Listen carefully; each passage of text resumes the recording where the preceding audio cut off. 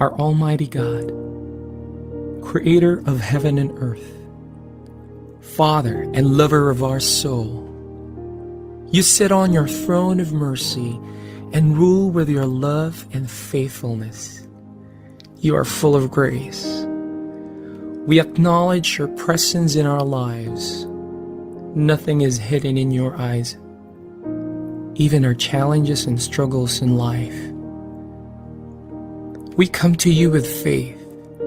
We ask not only for our daily spiritual bread, but to seek your forgiveness and undeserving favor to heal our land, our family members, our friends and neighbors, even our enemies with COVID-19 and other diseases. Holy Spirit, help us to deepen our faith and see the opportunity to believe, obey, and worship. As we face this pandemic, you are Lord and God. Encourage us and change our hearts, not to fear, but to be full of hope and find ourselves praying and meditating your word. We believe no works of the enemy prosper to your children. Abba, Father, we believe that your Son Jesus Christ is Lord and Savior. He is the truth and our salvation. Hear our prayers, O Lord, and most of all, not our will, but thy will be done.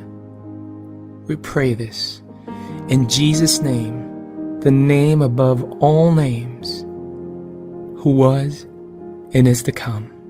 Amen.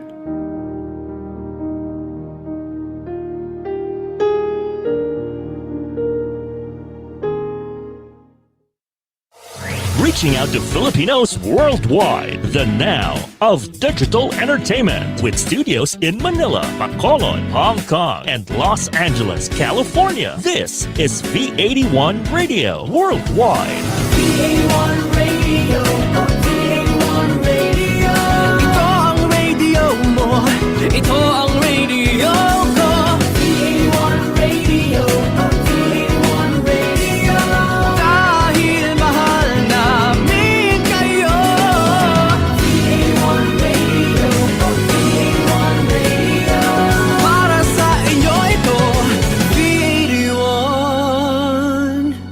Radio.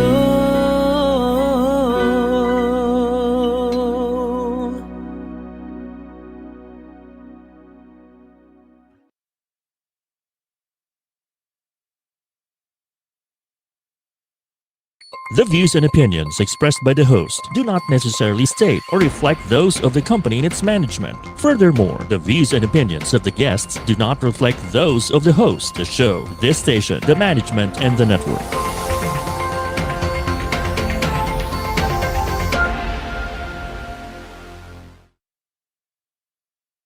Hey, basketball junkies! Are you a beginner coach wanting to build the right foundation for your coaching know-how? Are you a player or a fan in research of the right source of basketball IQ, skills, and more? Well, if you are, BOUNCEPASS is for you. We bounce key foundational knowledge about a game and pass it on to you for practical use in taking their basketball knowledge and skills to the next level. Here now are Coach Mike Perez and Coach James Tolentino as they tackle everything hoops. This is BOUNCEPASS, only here on V81 Radio Worldwide.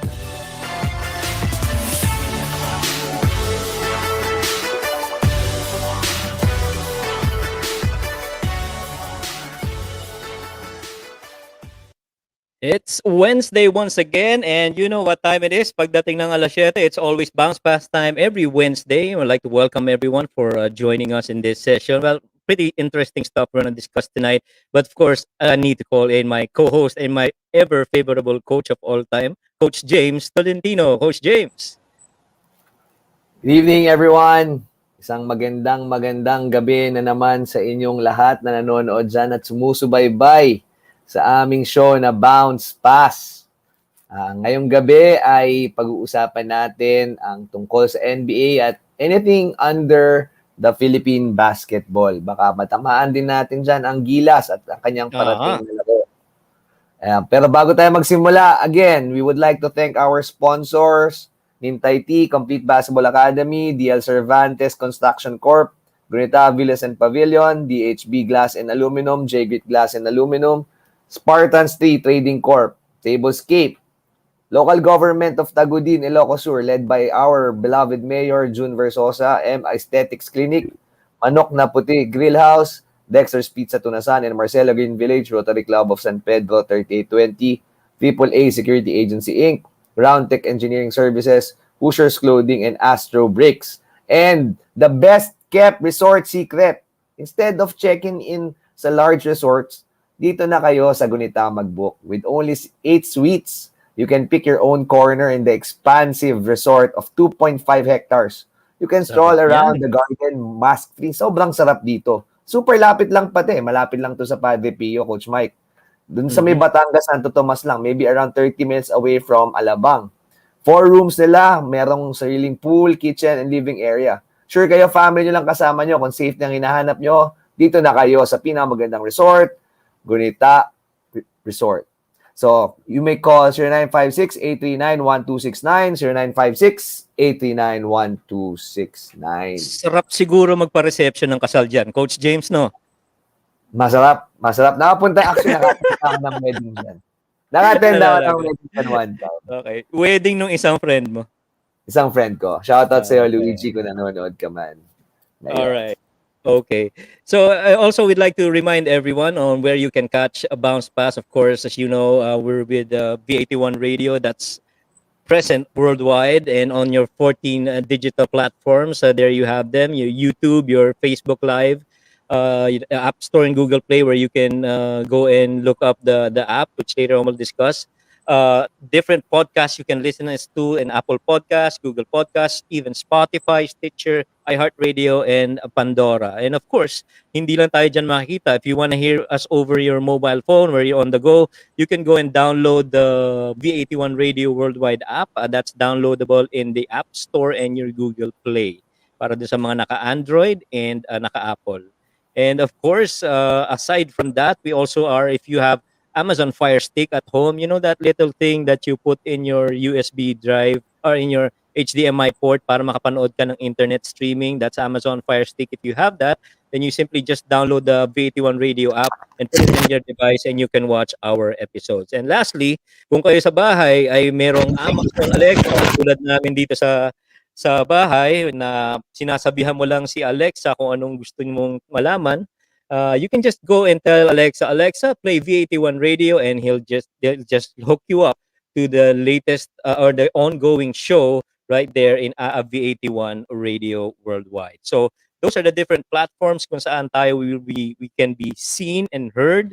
You can catch us on demand on the video as well. So napakaraming exposure ang binibigay sa atin pagdating dito sa V81 Radio Worldwide. And we'd like to thank Rolly Vargas, of course, and Migs and Diane, who've been really helping us out with every episode that we have here on Bounce Pass. All right.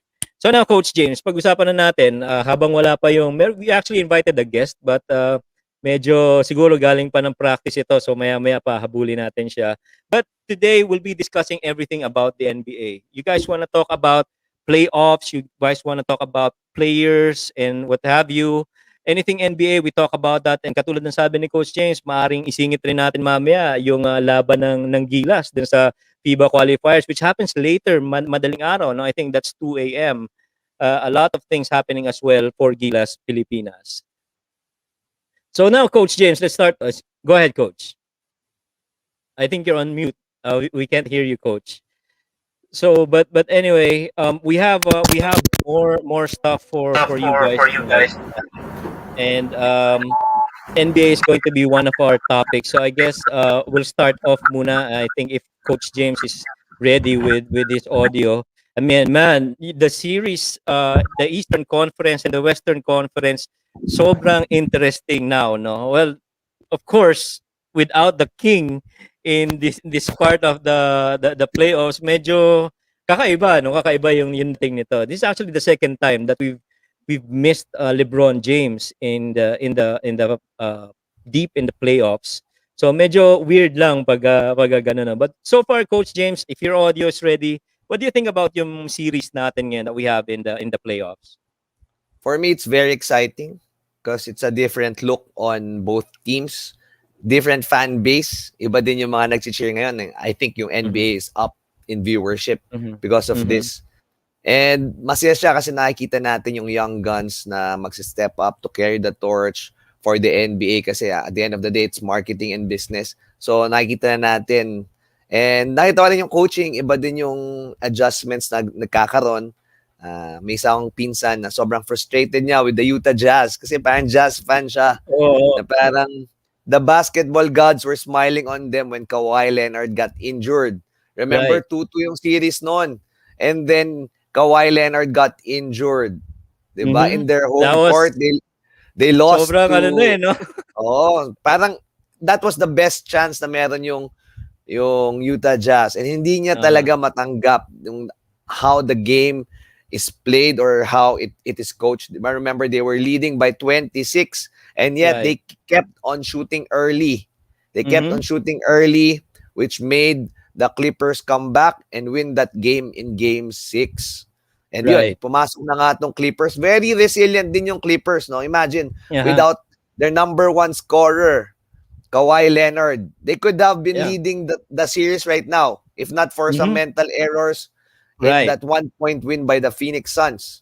Agree. Actually, if you look at it, dapat up na sila ng 3-1 eh going into yesterday's game. So Yes. that game should have been over, 'di ba? Yung game 2 and game 4 crucial, we will talk about the Paul George free throws, but the playoffs now, even if lalo na sa West, no, sobrang stacked yung West. If you look at the West now, halos lahat ng series in the West went through 6 and 7 games. I think the Clippers and the Dallas series went all the way to 7, and yung Denver and Portland, which is another dismal for me. I was thinking that this is the time for Damian Lillard to forward, but the Denver Nuggets were there, frustrating them after 6 games. And of course, we talk about the Lakers and Phoenix just closing it out against LeBron.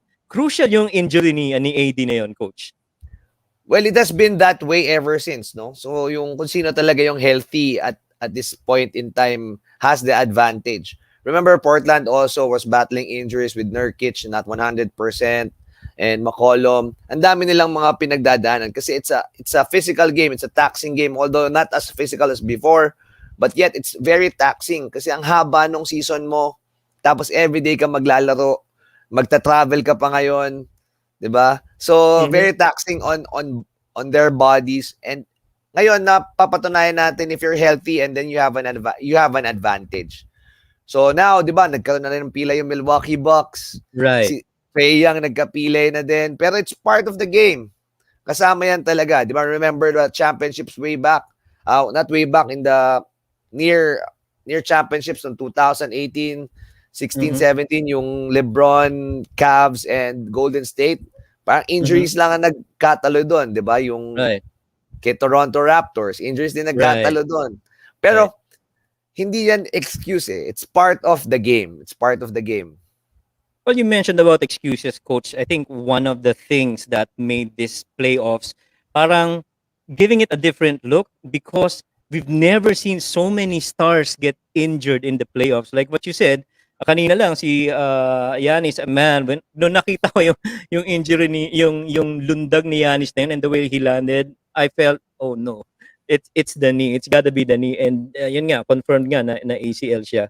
So Was it I'm confirmed allude. already? Sorry, I wasn't following. Yeah, Was I it think confirmed confirmed na, already? coach. May confirmed na ACL. Although he tried to go back in the game later, 'di ba? He went back to the bench.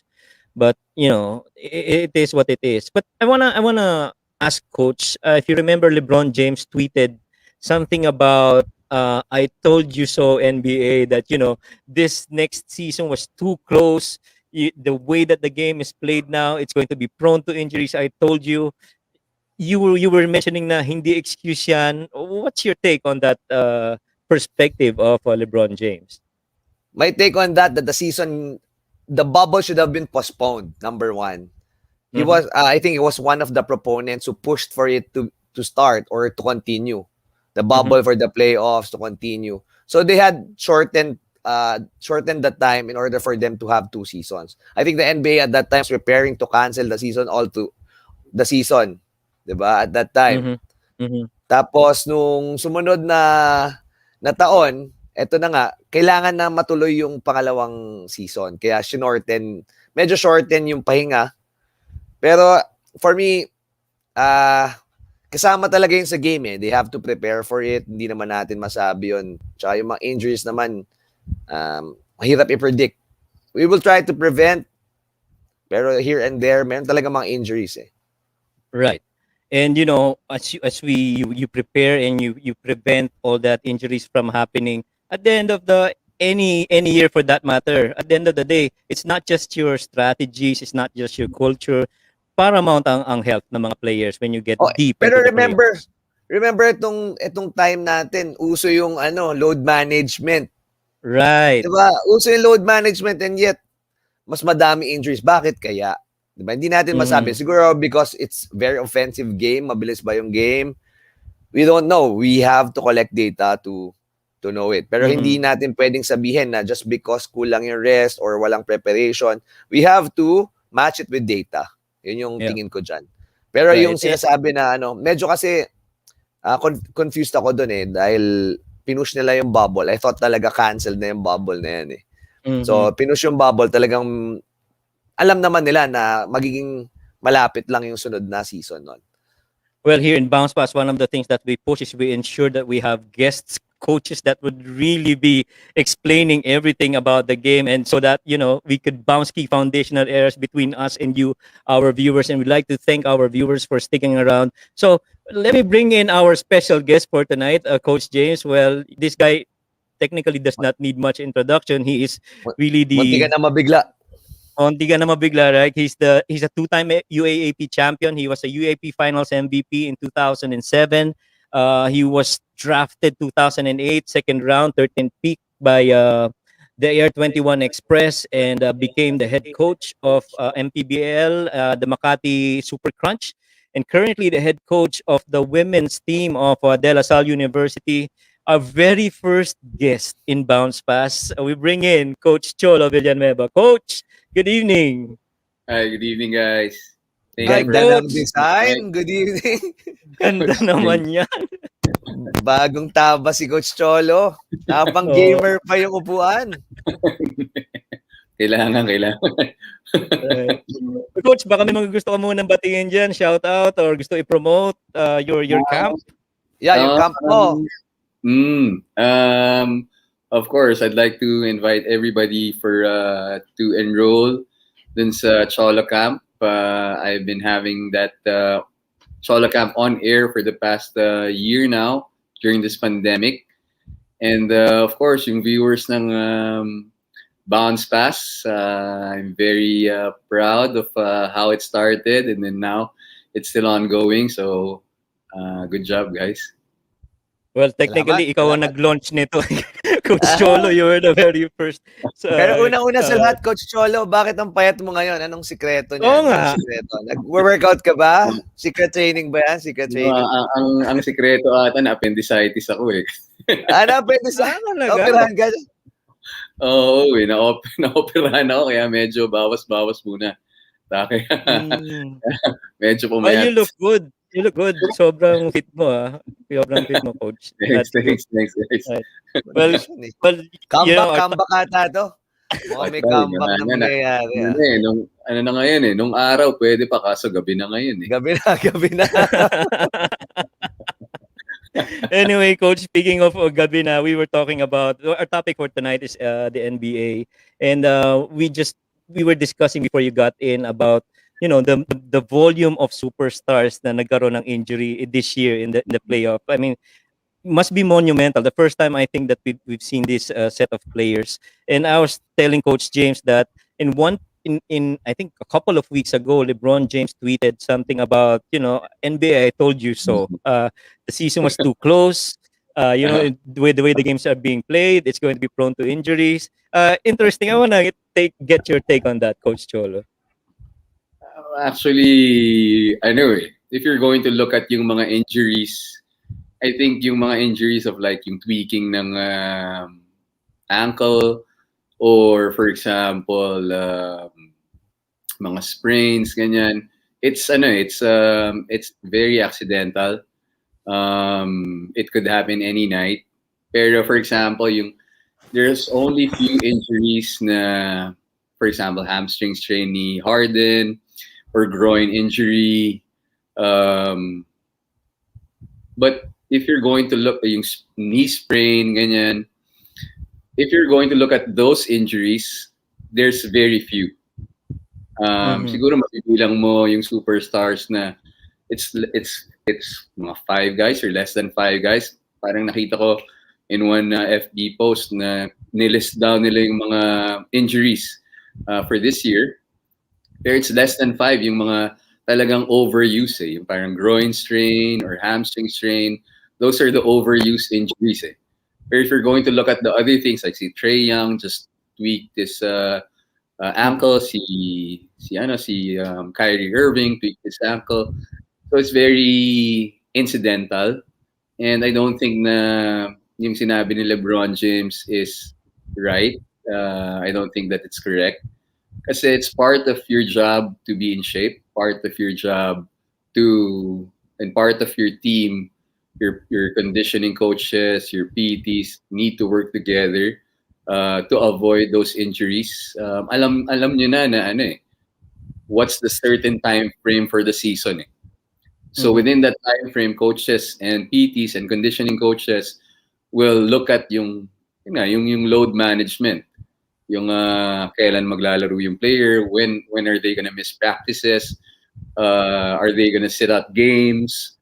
So from there, siguro nagkamali lang yung team nila LeBron on on fixing the time frame, and AD got injured, he got injured. Kahit yung injury niya, it's incidental dahil it's a tweaked ankle. So I'm not sure about him saying na it was the NBA's problem. Kasi first is, this is the job, and you need to be responsible on what you're supposed to do to finish your job and to accomplish whatever you need to do. And outside forces that you cannot control, hindi mo dapat na nirereklamuhan eh. So, control what you can control, di ba? Yun nga yung sinasabi lagi eh.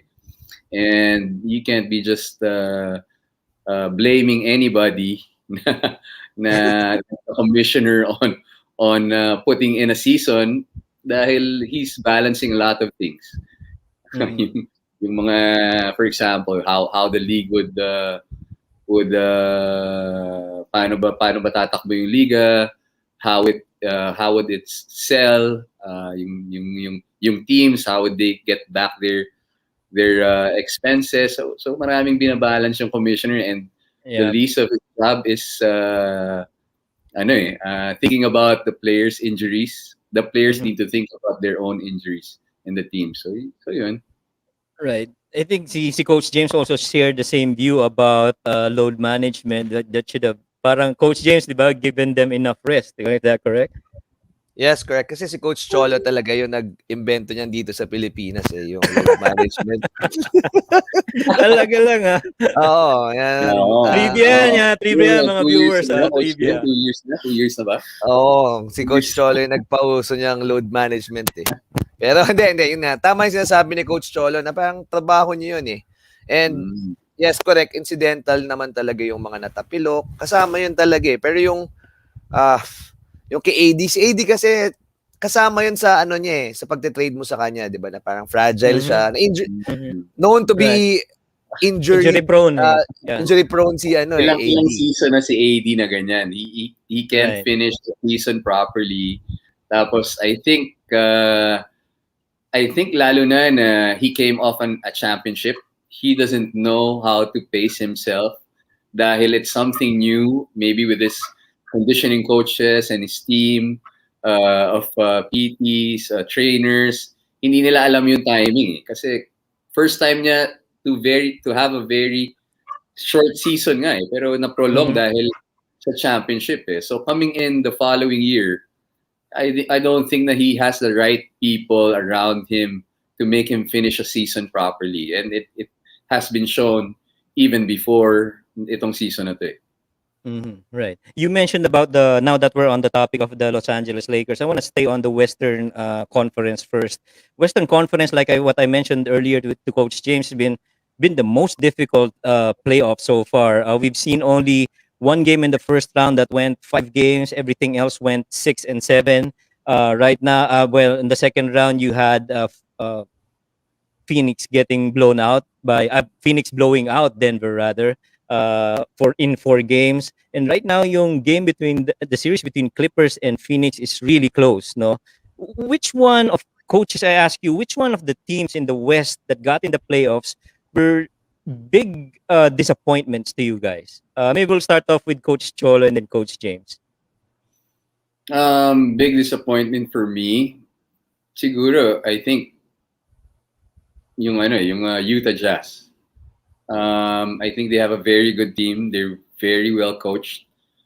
I think it hit them. Conley being injured, yung pace of the game changed. The rotations, substitution patterns changed. Si Donovan Mitchell was relegated on being a point rather than just scoring. And hindi ma-figure out ni Coach Snyder if he's gonna put in Gobert or is he gonna be on the bench. He tried Favors to be in there, pero I think he didn't have enough schemes to derail yung kalaban nila eh. So yung Clippers. So yun, I think Utah is a team who can contend for a championship dapat. But again, you need to have luck also and health to win a championship. Yep. So, Coach, before I get to Coach James, yung the way that Utah shut the lights out in that final quarter, I think, or the final half of that series, really very telling. Kanina yung kinukwento ni Coach James. Sige, Coach, tuloy mo yung kwento mo about that. Ako Utah, number 1 Utah. Pero ako more than any team, ang very frustrating talaga yung Los Angeles Lakers. Kasi yung Lakers, they were touted to repeat To this back, season. right, to repeat. Right. Diba? Kasi nakuha pa nila si Schroeder, nakuha nila si Matthews, tapos nag-load pa sila ng mga kung sino-sino doon. And then it went, diba? Out kagad sila first round. And yung mga talo nila, tambakan. Kaya medyo frustrating in my end, na gusto ko sana yung mga laban ni LeBron or ng Lakers, dikit, maski matalo. Parang pinapasa yung torch. Pero parang, usually, pag si LeBron natatalo sa game, palagi nagugulpi. Hindi ko alam kung bakit. Pag yung pa-out na sila, nagugulpi sila. So, hindi ko na-imagine na ganun lang sila tatanggalin ng Phoenix Suns. I was imagining them losing games, but closed games. Hindi yung ganyan. Yun, Lakers and of course the Jazz. Yung Jazz kasi, di ba, yung tama si Coach Cholo, nagulat si Quinn Snyder. Paano niya adjustan yung Clippers na wala si Kawhi? So parang, paano ba to? Tapos biglang si Terrence Mann na, tapos Reggie Jackson na yung ano. And yun yung kinakagalit ng pinsan ko, si Terrence Mann, di ba? Parang the game plan was of Quinn Snyder to make Terrence Mann score. Pero nakaka-20 points na si Terrence Mann, wala pa rin tao. So, 20 points na eh. Kanina pa score. Hindi pa rin na-check. Ang game plan nila kay Terrence Mann is to let him shoot from outside. Ang problema, nagsunod-sunod, hindi pa rin sila nag-adjust eh. Yeah, that's right. Mag-adjust daw next game. Kaso walang game. Kaya galit yung pinsan ko. Tapos yun, Coach Cholo, we want to pick your mind on this. Kasi parang, di ba, they're into analytics, especially yung sa NBA. Yung, si Quinn Snyder, I think, is more on the analytics side. Dating Duke yan eh. One of the coaches I follow in Mizzou. Yung, parang ang vision niya or view niya on the game is to continue playing the way you are. Pero lumamang sila ng 26 and they were still shooting early. Si Donovan Mitchell shooting with 20 seconds on the shot clock, maagas na tumingin. So, doon nakabalik yung Clippers. Anong take mo sa ganong strategy? Do you change strategies when you're up big in the second half? Or do you maintain or what brought you there? Parang how much do you tweak, Coach, no? Parang ganon eh, no? Yeah. Ako coming from my experience, for example, I'm a pressing team eh. Okay, so my teams are always a pressing team, meaning we want to quicken the pace of the game. We want to create more opportunities for pushing the ball. Pero for me, when it comes to, for example, we're in a big lead, 15 or 20 points, I pull back my pressing defense. I work more on just delaying yung offense nila, using the clock on their end, and then on my end, using the clock on my end, executing as far as I can. So if you're gonna be changing yung pace of the game, you should look at the score. Kung ano yung sitwasyon ng game. And if you're down, then you quicken up the pace of the game. May schemes ka na gagamitin just to quicken it up. For example, if you're full court pressing, you trap right away para bumilis yung bola, bumilis yung pace ng game. But if, for example, you're slowing down the game, bluff lang, you go off your man only, just delay yung offense, make them use a shot clock. So again, katulad nun si Coach Snyder, it boils down to ano rin like si Coach Bud, they're the same. Their thinking is the same. Kung ano yung habits, yun at yun. Pero once the situation comes na you need to change things, they don't change much. So I'm not sure kung it's how they were brought up playing basketball or coaching. Pero you need to adjust to the situation on what's happening in the game. So malalaman mo yung pace na kung ano yung kailangan mong gawin. Well, one of our podcasters, laro-laro lang, right in that series of between Utah and the Clippers, they said that the NBA has already seen the exit of the king, LeBron James, the Joker, and then they probably would take out the Queen. So, which is essentially what happened. No, well, we're gonna stick around. You guys stick around. We're gonna come back more. We'll discuss more about the West. We'll look at specifically maybe deep dive coaches into the Phoenix and the Clippers series. And then we'll be right back with our special guest coach for the night, Coach Cholo Villanueva. Bounce Pass will be right back.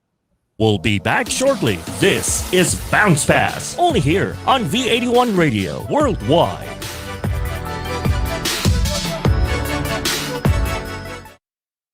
Kabayan, naho-homesick ka ba?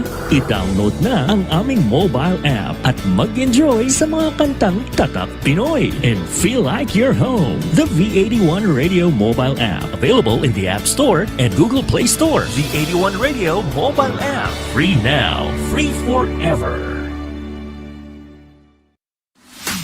Ngayong July, yak tanggal ang inyong lumbay dahil All-Star started na naman ang inyong Home Not Alone kasama si Papa Gio this July. Stereotype, Bay, Sex Cycle Mind, Itchy Worms, and Jem and Christina Academia. Kaya tumutok na Wednesdays and Thursdays, 7 p.m. California time, o Thursdays and Fridays, 10 a.m. Philippine time. Digitally available everywhere. Home Not Alone with Papa Gio this July. Dito lang yan sa V81 Radio, Los Angeles.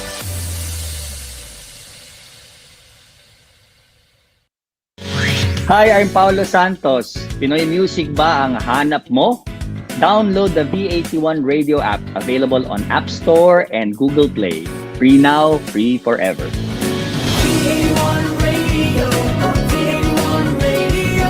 Ito ang radio mo, ito ang radio ko. V81 Radio, V81 Radio. Dahil mahal namin kayo. V81 Radio, V81 Radio. Para sa inyo ito, V81 Radio.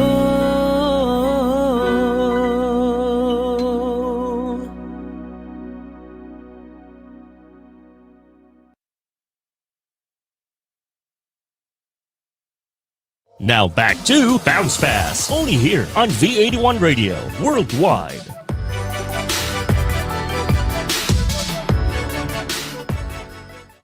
Well, Bounce Pass here together with my co-host, Coach James, and of course our guest, Coach Cholo Villanueva. Earlier we were talking about how stacked the West is, but now let's deep dive, coaches, dito sa series na very interesting between Clippers and the Phoenix Suns. What's your take, Coach Cholo, on this series? Coach Cholo, you're muted. You're muted, Coach. Yeah. Yan. Okay na. All right, good, Okay. coach. Ako, I just want Chris Paul to win his championship. So, pero, pero taking a look at it, I think si Ty Lue's making the right adjustments every game. So I think etong last game, they were lucky. Zubac got injured. And I think they discovered that DeMarcus Cousins can still play. Basta wala siyang topak or Uh-huh. not sure play the right way. Pag tinignan mo si DeMarcus Cousins, he's still an all-star. He's an Olympian. So I don't think na he doesn't know how to play basketball. So if you're going to look at yung, for example, yung high ball screen defense nila, when Zubac was there, they were taking advantage of Zubac every time he switches or every time na CP3 sneaks that ball screen and pulls up dun sa may elbows. But if you look at DeMarcus Cousins, when he was defending that kind of action, he was going up and he knows na he's long and he can deflect the shot or just bother the shot. So alam mo na he knows yung sweet spots ni CP3 and he just goes to that spot, bothers the shot. So si CP3 makes his adjustment of going to the basket.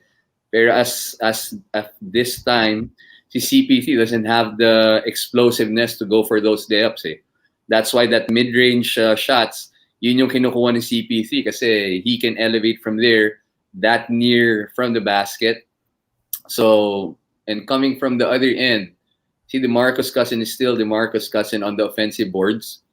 So, yung contribution niya for that 11 minutes and 15 points maybe changed the complexion of the game for the Clippers.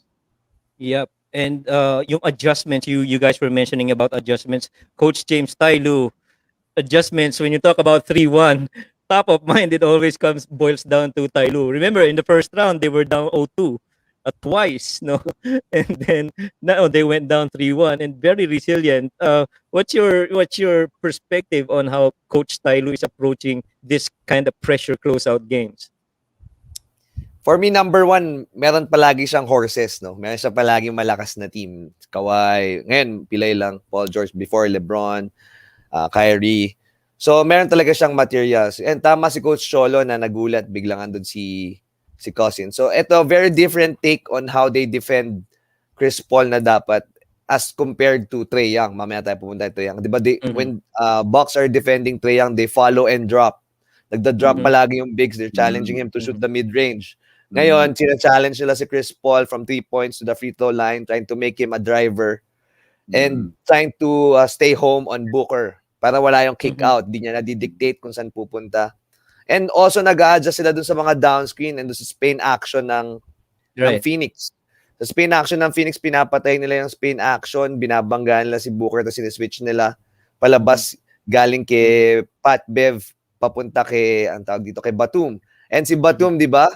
Ang bago nilang ginagawa, they try to put pressure on Chris Paul, try to deny him the ball, make others bring down the ball, or when Chris Paul has it, bantayan lang siya ng todo. Ganun yung pinapatrabaho si Chris Paul. Kumbaga, mapagod siya kasi pagka hindi siya pinipressure, pag dinictate ni Chris Paul yung game, pwede kang mamatay ng 0 points si Chris Paul. Tapos mga 20 assists yun, patay na yung team mo nun. Yeah. And speaking of Chris Paul, si Coach Cholo also mentioned yung mga snake dribble inside niya. No, after that Spain action, he snakes dribble, finds his open spots. That was there before he got parang positive for COVID. And when he came back, parang nagbago yung complexion. I think in the series so far, he's parang 12 or 15 out of 60 shots. And yung maraming misses na yun, it's been really in the past 2 games. You think that Chris Paul would still be able to come back and go to that level wherein every time that he snakes dribble, that's automatic basket already? I think that was game 2 or game 3, I think.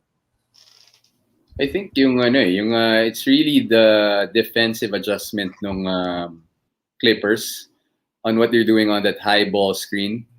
It's not si Chris Paul losing his legs. Maybe, pero I think it's more of the adjustment nung I think they saw the series before na si Chris Paul was dominating from that play.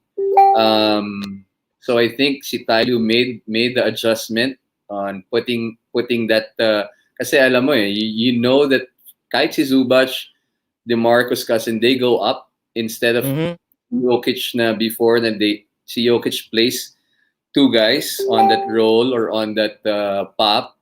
Ngayon, you can see yung big guys ng Clippers is really going near si Chris Paul for that pull-up, and si Pat Bev or kung sino man yung is trailing that guy is trailing Chris Paul is going for that pull-up. And Mhm. guys with mas binibigay nila on that roll kasi most of the time si Ayton lang ang nagro-roll. And if it's the other guys, they just pop. So yung rotations on that defense, hindi talaga mag-rotate si tao ni Devin Booker. They can just stay. They're giving up yung lobs or yung rolls or yung yung pops. Yun lang ang binibigay nila rather than rotating na malilibre pa si Devin Booker on those rotations. So I think it's credit to the defense of the Clippers rather than yung I think the COVID incident of Chris Paul. Yeah. Well, Devin Booker's been averaging 26 points per game, 5 rebounds, and about 5 assists per game. Well, some say na parang wala siya dun sa parang Mamba mentality niya in this series. Do you think that he's parang ano ba yan? Nagtitipid ba siya? Or is there a game that he will finally explode? Or it's really just the looks that the Clippers, the difficult looks that he's been given? Ang ganda ng depensa ni the way si Pat Beverly is disrupting the offensive rhythm ni Devin Booker or ni Chris Paul is very, very good. The way he plays the mind games with them, his physicality, it's very irritating. Kung ako yung naglalaro, parang mawawala ka talaga sa rhythm mo dahil first is you don't know if you're gonna get injured, diba? Right. The next is his physicality dictates what movements you're going to do on offense. Pag tinignan mo si Pat Beverly when he's playing defense, hindi yung offense ang nagdidictate sa kanya. Siya nagdidictate sa offense kung saan niya gusto papuntahin and where are the spots you're allowed to go. So if you're a defensive-minded player, makikita mo yung paa niya is putting him in certain spots na kaya niyang depensahan. That's why yung mga tao thinking na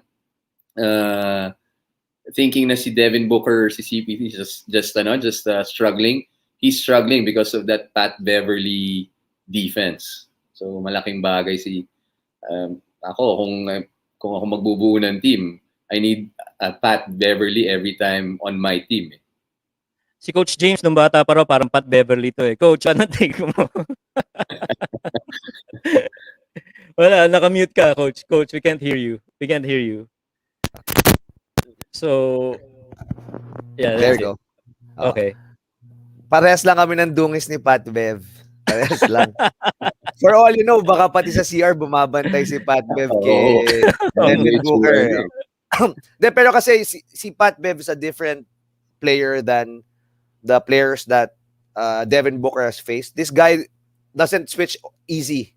Yung iba kasi, although they call switch, maaga nakikipag-switch. Not Pat Bev. He tries to follow, lalo na pag big yung nagda-down pick, talagang pinipilit niyang habulin si Devin Booker. He doesn't call switch. Not unless if it's Batum.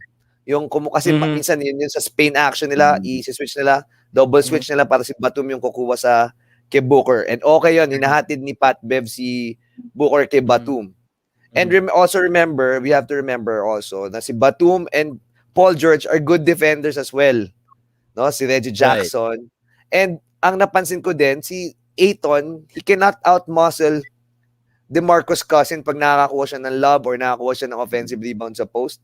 Napipilitan siyang i-kick out or nadidislodge siya. Yun yung napansin ko nung game na medyo may ilang factor ba or what. And siguro hindi rin sila sanay na minsan kailangan magbaba ng bola ni Devin Booker kasi naka-pressure si Chris Paul. Mhm. It takes a toll on him as well. Hindi lang siya basta kailangan mag-score kasi kailangan niya ibaba or iabot kay Chris Paul. So, yan. Right. Tama si Coach Cholo. It's not about him not having good games. It's also about the defense preventing him from having good games. I think there's a rule na siguro si Pat Beverly is watching film. I think he has a rule on offense. Siguro pinapanood niya yung games. If you're going to look at him, on that first dribble, he's just waiting. On that second dribble, susubukan niya sundutin. I think that's the thing na nagde-disrupt dun sa offense ni Chris Paul and ni Pat Beverly, ni Devin Booker. If you're going to look at yung every time the possession na hawak ni Booker and ni Chris Paul yung bola, more Booker. Every time that first dribble comes, alam niya na dun pupunta and he wouldn't change direction dahil nga yung positioning ng paa niya is going towards that way. And he has good hands to deflect yung bola ni Devin Booker. And when you see Devin Booker, hindi niya pinoprotektahan masyado yung bola when he drives. Kaya nga tinamaan siya. Kaya nga tinamaan siya sa ilong. Sa ilong, right. It's more of putting out his head tapos putting back the ball instead of yung nakaganon yung kamay niya. So once he does that, you know that si Pat Beverly would be deflecting the ball. Kaya nagiging disruptive yung offensive attacks ni Devin Booker. Pero if I was Monty Williams watching the film, I would put si Devin Booker in the pinch area, yung wala masyadong dribble.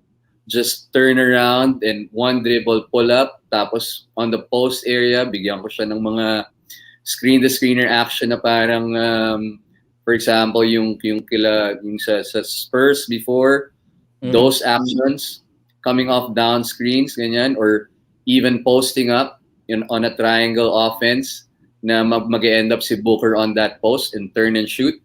Kasi pag hindi siya nag-dribble, he can shoot over si Pat.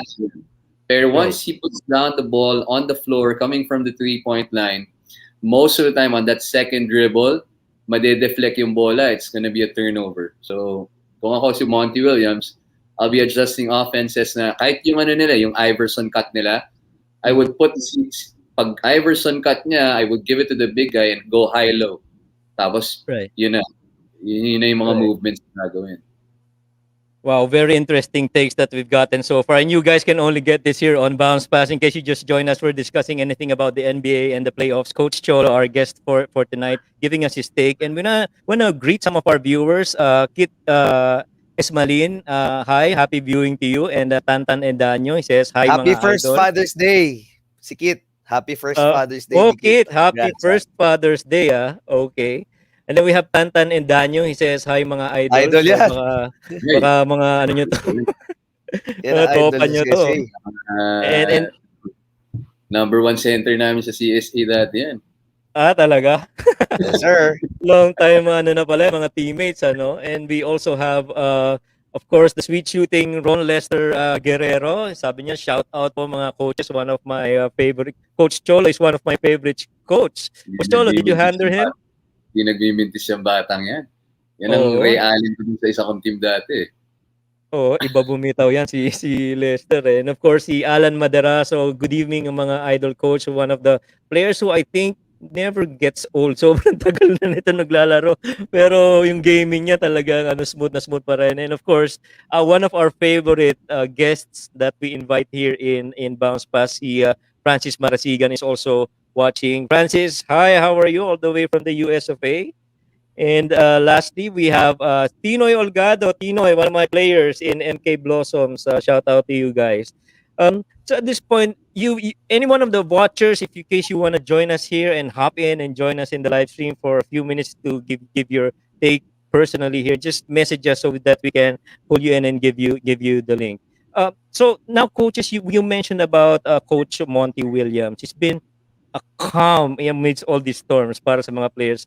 Let's talk about Coach Monty, Coach Cholo. How do you look at Coach Monty? He's a very good coach. He has a very good relationship with his players. Si Coach Monty, I think he's been in the game for so long. Meron ngang, I heard the story with him. He goes to a Duke game, and then he wasn't a coach yet. I heard this from si Grant Hill on one of the shows. He wasn't a coach then. He was a player before, very seldom to use. Or he was in the game, scouting the game na hindi naman niya. He's not Mhm. going to be playing against si Coach Shisevsky and not going to be coaching college basketball. Pero he's a student of the game. So you know na he's been around for so long and he's been a teacher of the game. He knows his X's and O's. He knows that it's a big thing to have a very good relationship with your players. So I hope he wins. He wins one now. Yeah, one for CP3 and one for Coach Monty. Coach, ikaw, ano na-observe mo kay Coach Monty Williams? Si Coach Monty, gusto ko yan nung rookie siya eh. Kasi Charlotte ata yan. Parang if I remember right, Charlotte. Tapos nag-Spurs. Medyo na-hype ako doon. Tapos di masyado maganda yung naging trajectory ng career niya, basketball-wise. Pero as a basketball coach, I think yung being a coach right now, medyo deservingly so din niya nakuha yung Coach of the Year. Kasi medyo Recruit of the Year nakuha niya si Chris Paul. Nag-iba talaga yung Phoenix Suns eh. Without Chris Paul, baka iba yung coaching style or baka hindi sila andito ngayon. And napansin ko na kalmado. Both coaches are calm right now because their jobs are pretty secured.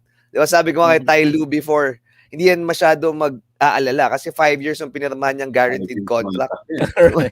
Max di ba? Ba't siya He just has mag-aalala? to finish the 5 years, no? Maski 3-1 yan, no? Maski 4-0 pa yan, hindi ako mag-alala kasi guaranteed Siya. contract siya. So yun, medyo kasama siguro yun sa mga equation na kung secured yung job mo as a coach, you could experiment on things, you could really lay down your system, alam mo yung pupuntahan in the future, alam mo sino yung gusto mong mga players, pwede kang maghingi ng gusto mong players kapag secured yung job mo. Pag hindi secured job mo kasi win now, tapos pepwesahin mo, di ba? Baka pinalaro mo yung mapilay, ganun. And yeah, tama si Coach Cholo na sa tingin ko naman mag-a-adjust siya, susubukan niya sa post, maski binubugbog si Devin Booker, tinutulak siya papunta sa post. I think makikita natin yan in the next games na dadaling hanapan si Booker ng ways to score. Kasi right now, it's pretty obvious that they cannot win without Booker scoring at least 25 or 26. Pag hindi siya nag-explode, talo talaga. Hindi kayang buhatin ni Jay Crowder, Michael Bridges, si Saric, or si Cameron Payne, or Cam Reddish. Si Johnson pala, Cam Johnson. Kung sila lang yung score, shoot, pag wala si Booker, talo pa din. Yeah. So, yun. Hanapan talaga ni Monty Williams. And si Monty Williams, tama, ang dami niya na naikutan, Spurs, USA, and yeah, kaya maganda talagang panoodin din yung West eh. Right. And DeAndre Ayton has been averaging 37 minutes of playing time, scoring 18 points, leading in blocks with 1.6, and leading in rebounds as well as 13. This guy has unraveled in this series, Coach Cholo. Si DeAndre Ayton is one of the few who is a typical big guy. Can post up, can get drop passes, can roll to the basket. So I think that he just got outplayed kasi kay DeMarcus Cousins itong last game because being the veteran na si DeMarcus Cousins is, medyo minama niya talaga si Ayton eh.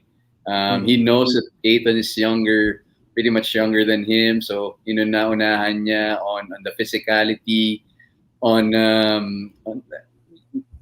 Cousins is still a smart player kahit ano sabihin natin. He has attitude problem, behavior problems, pero once he's on the floor, you can see his high basketball IQ on defense and on offense. So I think he just got outplayed. Pero it's good for the game na we can see yung mga Aiton as a big guy na can post up, can roll. Um, it's very rare nowadays that you can get that kind of big guy. So that's why it's very successful for the Phoenix Suns kasi he's a Gobert but can score.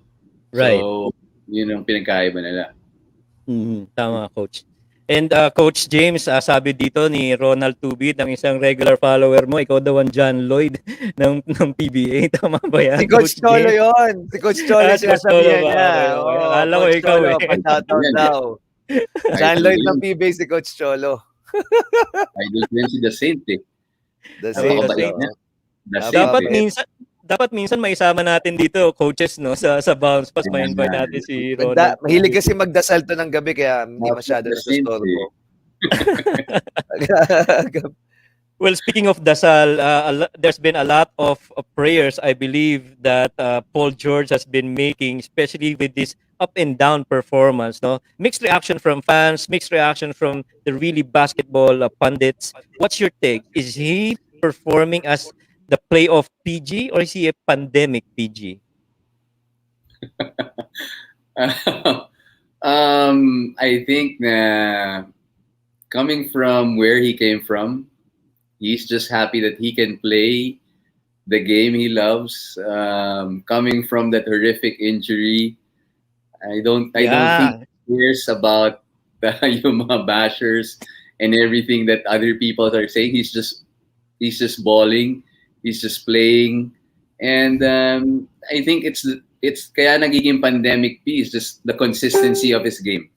Mm-hmm. Pero if you're going to look at it, the numbers are there, but the impact sometimes is there and sometimes it's not. Kaya nangyayari, and he's put in situations na he could be bashed, like missing crucial free throws, right? Diba? So, pero if you look at Paul George's game, it's a complete game. He can shoot from outside. He can go right and left. He can post up. He can score from the pinch area. If you're a defender, it's gonna be hard for you to dictate kung saan siya pupunta because he has a lot of counter moves in his game. So it's just the consistency on how he shoots the ball. But I don't think it ever, pag nakikita mo siya, I think he's at peace on what he's doing. He's just thinking na I'm playing the game I love and I'm getting paid for it and I don't care what you guys say pero gusto niya manalo. So that's the bottom line of him. And it's just not consistent about how he's playing sometimes kaya nasasabing kaya nagkakaroon ng pandemic P form kaya right. Pero the guy is very good for me. He's offensive. He's an offensive juggernaut because he can do a lot of things. Yeah, in the last game, he scored 75% from the field, 50% from the three, and 80% on the free throw. That guy's been amazing so far for the Clippers. And I like coaches kung paano dinefend ni Tai Lu si diba? Sabi niya well, everyone misses. So it's just that time that PG missed his shot. Coach, your take on Coach James, your take on PG. Sa akin kasi si PG, tama si Coach Cholo na talagang ando naman yung numbers. Hindi mo naman, okay, nag-miss siya ng free throws, 2, pero hindi naman mapupunta doon yung game kung hindi maganda nilaro niya. Talo na sila kagad nun And I think a lot of weight was taken off his shoulders, especially when Doc Rivers got out of the team. Remember, meron silang history ni Doc Rivers. Di ba papakasalan niya yung anak ni Doc Rivers sa mga kabilang bahay sa, di ba? Parang how awkward is that? Di ba? Right. Ang awkward nun. Tapos, I just think nung sa bubble, they weren't really in shape nung biglaan yung bubble last year. Parang feeling niya canceled na yung season. He wasn't in shape. And ngayon, wala si Kawhi, he can do a lot. Talagang pinapakita niya na pwede siya mag-mid-range, pwedeng malayo. Kasi nandun si Kawhi, medyo concentrated siya on defending the best player, pinapascore niya si Kawhi. Ngayon, he has the ball. And also on another end, third player na yung binabantayan niya, maybe Bridges, Jay Crowder, not really a big load on the defensive end. Kaya medyo mas maganda ang nilalaro ni playoff P ngayon, ni Paul George. And Yeah. tama si Coach Cholo dun kay DeAndre Ayton. No? Number 1 pick yan. Baka nakakalimutan natin. Number 1 Right. pick. And he's used now to play the big. Kasi dati nung nagsa-start siya, kasi medyo maganda kamay niya sa Arizona eh. So sinusubukan siya stretch for, buti na lang, or nahuli siya, di ba? Nag-HGH siya, nag-PED siya. Nahuli siya na suspend. O sige, big man ka na. And maganda, mas maganda dahil dumating si Chris Paul. Big man ka na, wag ka nang tumira sa labas. Pagalitan ka niya ni Chris Paul. Ayun, yun talaga nakapag-stabilize lang. Siguro hindi rin siya nasisita. And napaganda rin talaga na andyan si Paul George in the series na pinapakita niya on how the Clippers made the right decision on signing him to a big contract. Well, when you talk about the Clippers, always mention dyan, Paul George, Pat Beverly, and very recently si Terrence Mann, and of course, Nicholas Batum. But one of the guys that's been very consistent, Reggie. What do you think about Jackson. Reggie? Reggie Jackson. I think I don't know. The weight of being a point guard was taken off his shoulder when I think the team recognized that his scoring needs to be at the top of his game. Kasi if you look at the career of Reggie Jackson, he's really a scorer. He's never been a point guard. He's a point guard, pero he's a scoring point guard. Pero now that he's very confident of getting his own shots, and then I think si Pat Beverly and for example, si Raimundo, when they come in, they're the one facilitating.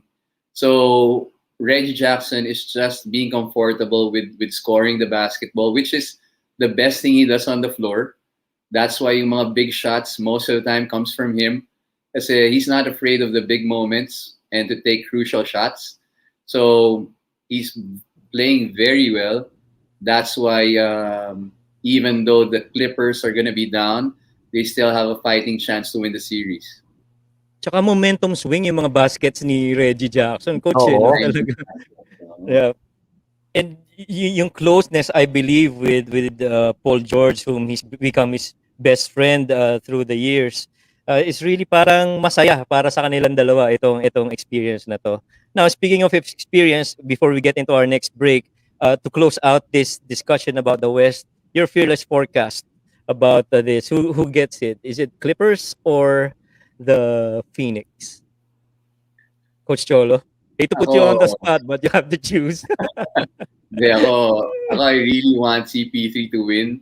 So I think Monty Williams will make the right adjustments come the next game because it's going to be very crucial for them. Dahil if they go 3-3, yung momentum swing of the series is going to the Clippers. So if they're not going to be winning it itong game 6, it's going to be the Clippers on game 7, I think.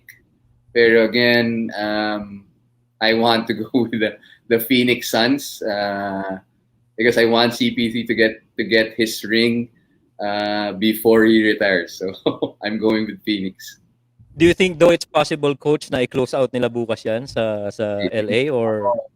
I think na they have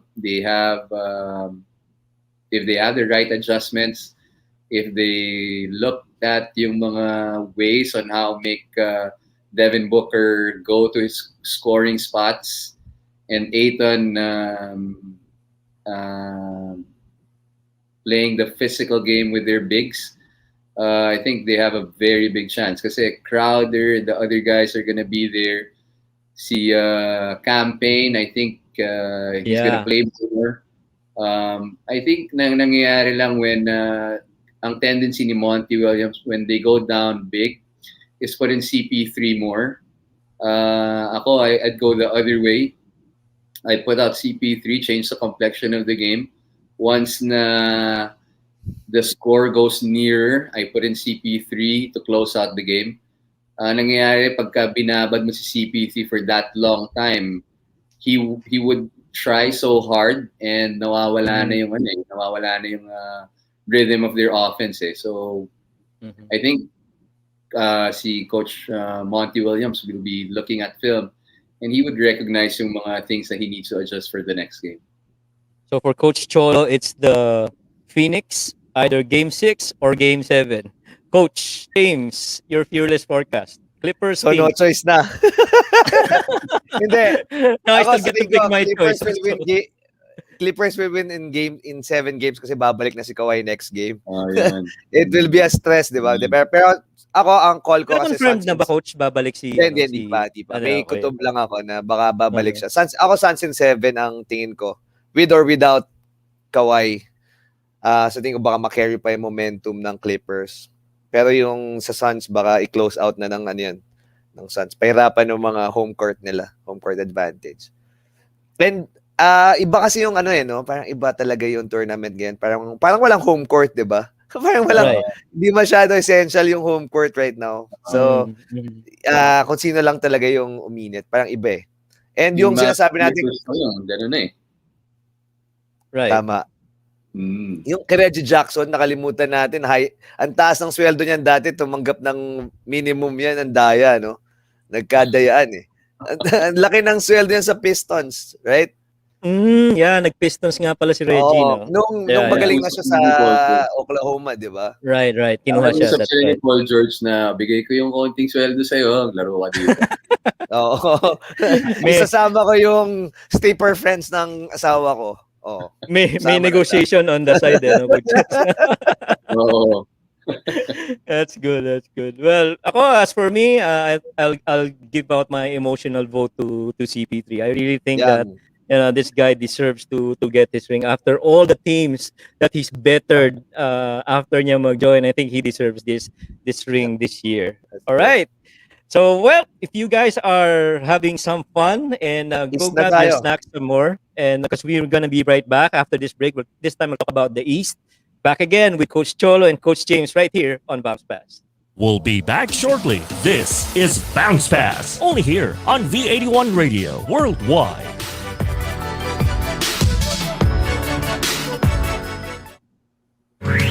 Sa mga Ilonggo, Bantayan sa 2021. BA1 Radio, BA1 Radio. Para sa inyo ito, BA1 Radio.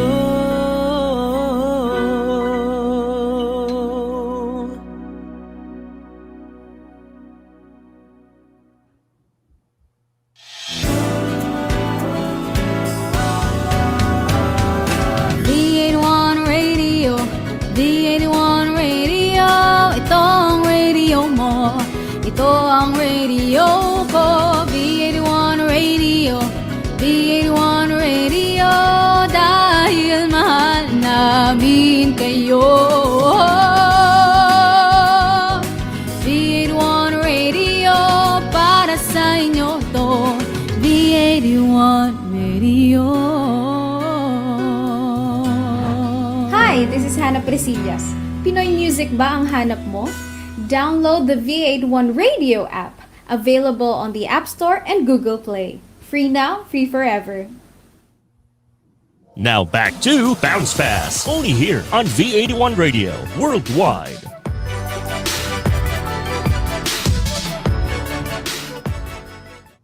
V81 Radio, pwede nyo ba kaming pagbigyan na gumawa rin ng ganun jingle ni Coach James para sa inyo? Pamplug ng V81 Radio. Radio.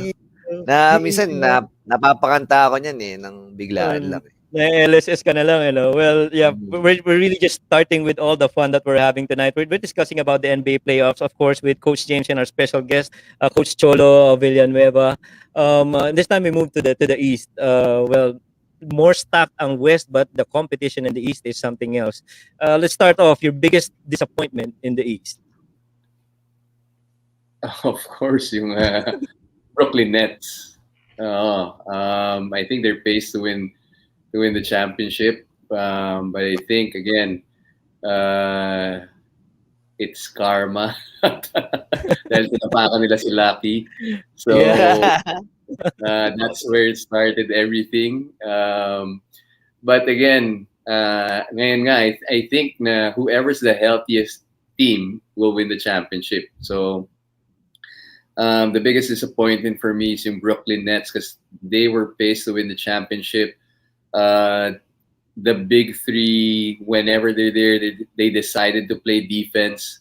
You know that this is parang one of the D'Antoni descendants or coaching Mhm. tree, Steve Nash, and they're not very keen on playing defense, especially those schemes. I think si Odoka was a big Yeah.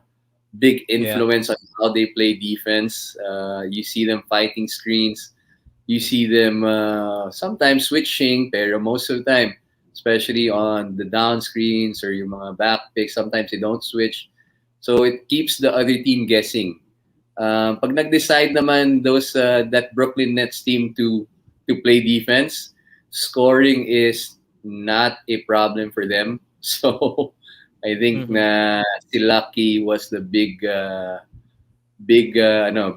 winner at big karma kila Brooklyn Nets.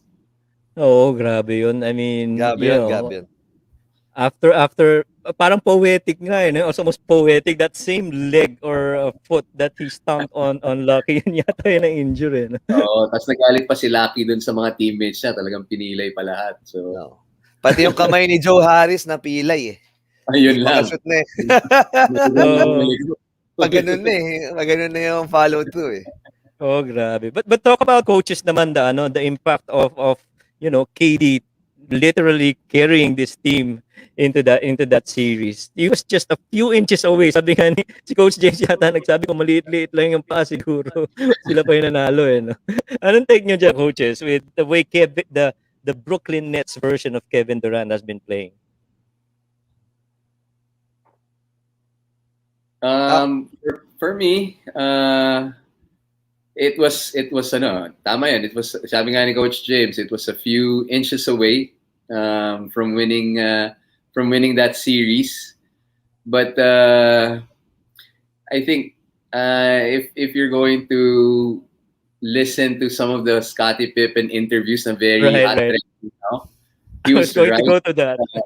he was right na he was fatigued. That's why he was making bad shots towards the end. Doon mo makikita si Michael Jordan changing gears of being a decoy when he's fatigued, he'll facilitate more, create shots for his teammates, and then pag nakapagpahinga na, when he recovers and the game's on the line, that's the time he pushes for his shot. Pero I think KD would learn from this.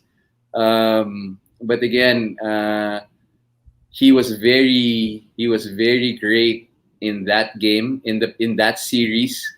But decision making down the stretch, yung making bad shots, not deferring to his teammates towards the end, also killed their chances. Yeah. Isa sa mga paborito ko dyan sa series na yan na nakita sa video would be Steve Nash embracing Kevin Durant as if thanking him that he's on his team. Coach James, what do you think is this puts in the legacy as a coach of Coach Steve Nash? Is it too early to be judging Coach Steve Nash as a coach? Yeah, it's way too early kasi first year niya lang naman eh. And yung series na to, maybe it's a disappointment on the Brooklyn Nets, pero nakita natin na si Kevin Durant na talaga yung nagdadala pwedeng siya na yung magdala ng liga. So pwedeng mapunta na doon eh sa ganong point. And tama doon si Coach Cholo, hindi siya nakakapag-defer. Maybe because ang daming minintis nito ni Joe Harris eh. Tinamad na siyang pumasa kay Joe Harris. Perimeter, mintes. 3 points, mintes. Eh, hindi marunong mag-layup yan eh. Hindi ko nalang pasahan. And si James Harden was really the missing link kasi ang Yeah. baba na naman nung Game 7 game ni James Harden. Palpak na naman siya sa Game 7. Di ko alam kung bakit. Yan. Pero yung coaching style ni Steve Nash, siguro pwede siyang i-judge on the way he coach that series. Tama si Coach Cholo doon na medyo D'Antoni siya, yung maiksi yung rotation. Kita mo naman si Durant, napagod na siya, not because of the game, yung game na yon, but because of the previous games as well, masyadong sagad eh. Siyempre, kailangan din yun mag-workout. Hindi pa nagwo-weights Right. yun. Diba? Right. Ako Payat yung eh. sabi ni Coach James na yung rotation niya. I think one guy who could have helped during that series na medyo help si Blake Griffin be physical with Giannis is DeAndre DeAndre Jordan. Jordan. I think like for us, for example, when we were coaching in the PBA, we would put different guys first on the imports, and then towards the end, yung real matchup na gagawin namin is the one that could stop that guy. Pero parang parang china-chop mo yung wood na, and then when the time comes na you need to really cut it down, that's the time you put the guy you need to match up with. Pero I think DeAndre Jordan could have been a big help on stopping si Giannis, or getting Blake even a breather on what to do instead of I'm not sure kung ano yung name nung isa, yung medyo mahaba siya na may kulay yung Claxton. Yeah, si Claxton. I was about to say Claxton. Yun, DeAndre Jordan could have done a better job for me in that rotation. Well, of course, when you talk about the Brooklyn Nets, you can't help but make that comparison because two of the tallest players and the most athletic ones are playing in this series. But before we get to that, Coach, ang dami mo mga ano dito, mga bati sa'yo. Si Rico Mendoza, he says, "Hi, Coach Cholo, pa-shout out naman." Uy, kapatid ko yan. Ayun. Kapatid And natin then yan. si Coach, si Ian Panlilio also, sabi niya, pogi talaga. Pogi. Yan ang pinaka-idol ko talaga, si Michael Jackson talaga. Kuya ko yan eh. Yung pinakagwapo sa lahat. Yan Anak ang ng Buenas yan. Anak ng Yan ang Buenas Buenas. yan. Sa lahat. Talaga. Lahat Well, ng maganda hindi pinatawad nito eh. Grabe yan. Oo, Grabe inubos yan. eh. Inubos. Kuya ko yan. Ibang klase. May question si Ian, Coach. Sabi niya, sabi niya, what are your thoughts on the NBA being too woke?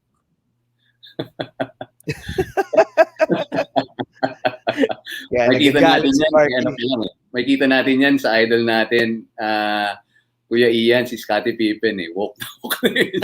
Oh, yeah. Scottie Pippen, lasing pa eh. Pag nagpapa-interview, lasing eh. Yeah. I wanna get to that, Coach. Anyway, na-mention na natin si Scottie Pippen. On a sidetrack lang, before we move to the box. Your thoughts about him saying that Phil Jackson was racist for putting in Tony Kukoc ahead of him? What's your take? Too much bourbon ba? Too much bourbon? Oh, I think he's just trying to promote his brand. It's more of being trending in social media to promote and market his book, his bourbon. Pero I don't think that it's a racist move. I'm not sure, pero of course he was there. Pero I don't. For me, from a basketball standpoint, Scottie Pippen was the best passer on that team, and Tony Kukoc has the best outside shot in that team. So if you're gonna be picking kung sino who's gonna take the last shot from, for example, si Tony Kukoc taking the ball out and Scottie Pippen getting the ball, I would still, from standpoint of a coach, I would still go with Scottie Pippen passing the ball and Tony Kukoc getting that shot. And of course, it doesn't happen in the game. They're placed. Alam ni you coaches know that in the game there's gonna be surprise plays. Pero coming from the interview ni Coach Jackson, he was saying that they ran that play in practice, and Tony was the one taking the shot. So if you have practiced that again and again in practices, when the time comes, you're gonna execute it. You would go with the same players who's doing the same roles doon sa execution ng play na yun. Agree, Coach. I totally agree with that. I mean, sabi nga, di ba, mga coaches, aces in their places. Scott is the best passer, best shooter with Tony Kukoc. Put them in their spots, di ba? Tama. Yeah, correct. Pero tama si Kuya Ian eh, na masyadong woke na yung NBA. Parang they don't get penalized with what they say. Ang daming, parang feeling nila keyboard warrior sila. And parang lahat ng topics kasali sila, 'di ba? Without, I mean, they research, most probably they research, pero yung like sa mga controversial topics, palagi may sinasabi NBA players. Okay sana yon kung nagsasayang sila ng oras doon nag-uubos sila ng oras. Pero alam naman natin their hours are for training, their hours are for playing. So siguro yung level or depth nung involvement nila sa topics na gusto nilang sabihin, hindi ganoon kalalim as compared do sa mga taong dapat nagsasalita tungkol doon. Diba? Parang tama yung tama si Coach Cholo doon kay Scottie Pippen. Parang alam niya naman na siya yung papasa doon bakit pa siya nagtampo? And ilang endgame na yung sinut ni Tony Kukoc doon Pero tama, tama naman sa tingin ko talagang pinapromote lang ni Scottie Pippen yung book niya, yung brand niya kasi sinusubukan niyang kalabanin din si MJ. Dapat alam naman natin pag sabihin natin walang lahat ng championships ni MJ ando si Scottie. Pero pag wala si MJ, walang Scottie Pippen. Right. Walang Scottie Pippen. Baka hindi natin pinag-uusapan si Scottie kung ibang team si Scottie Pippen. Right. In fact, dun sa interview with Dan Patrick, Coach Cholo, I don't know if you guys have seen it. So, sabing gana ni that, what do you think if you hadn't played for Chicago and you played for, kasi nag-switch sila di ba? Nakuha Seattle. Seattle lang nag-pick sa kanya di ba? Sure, Tapos they're nag-switch gonna sila get ni that far. Elden Molinis yata, di ba? Nag-switch. So, sabi ni Dan Patrick, what if you stayed in Seattle and you met Jordan in the finals? Do you think he'd be playing differently?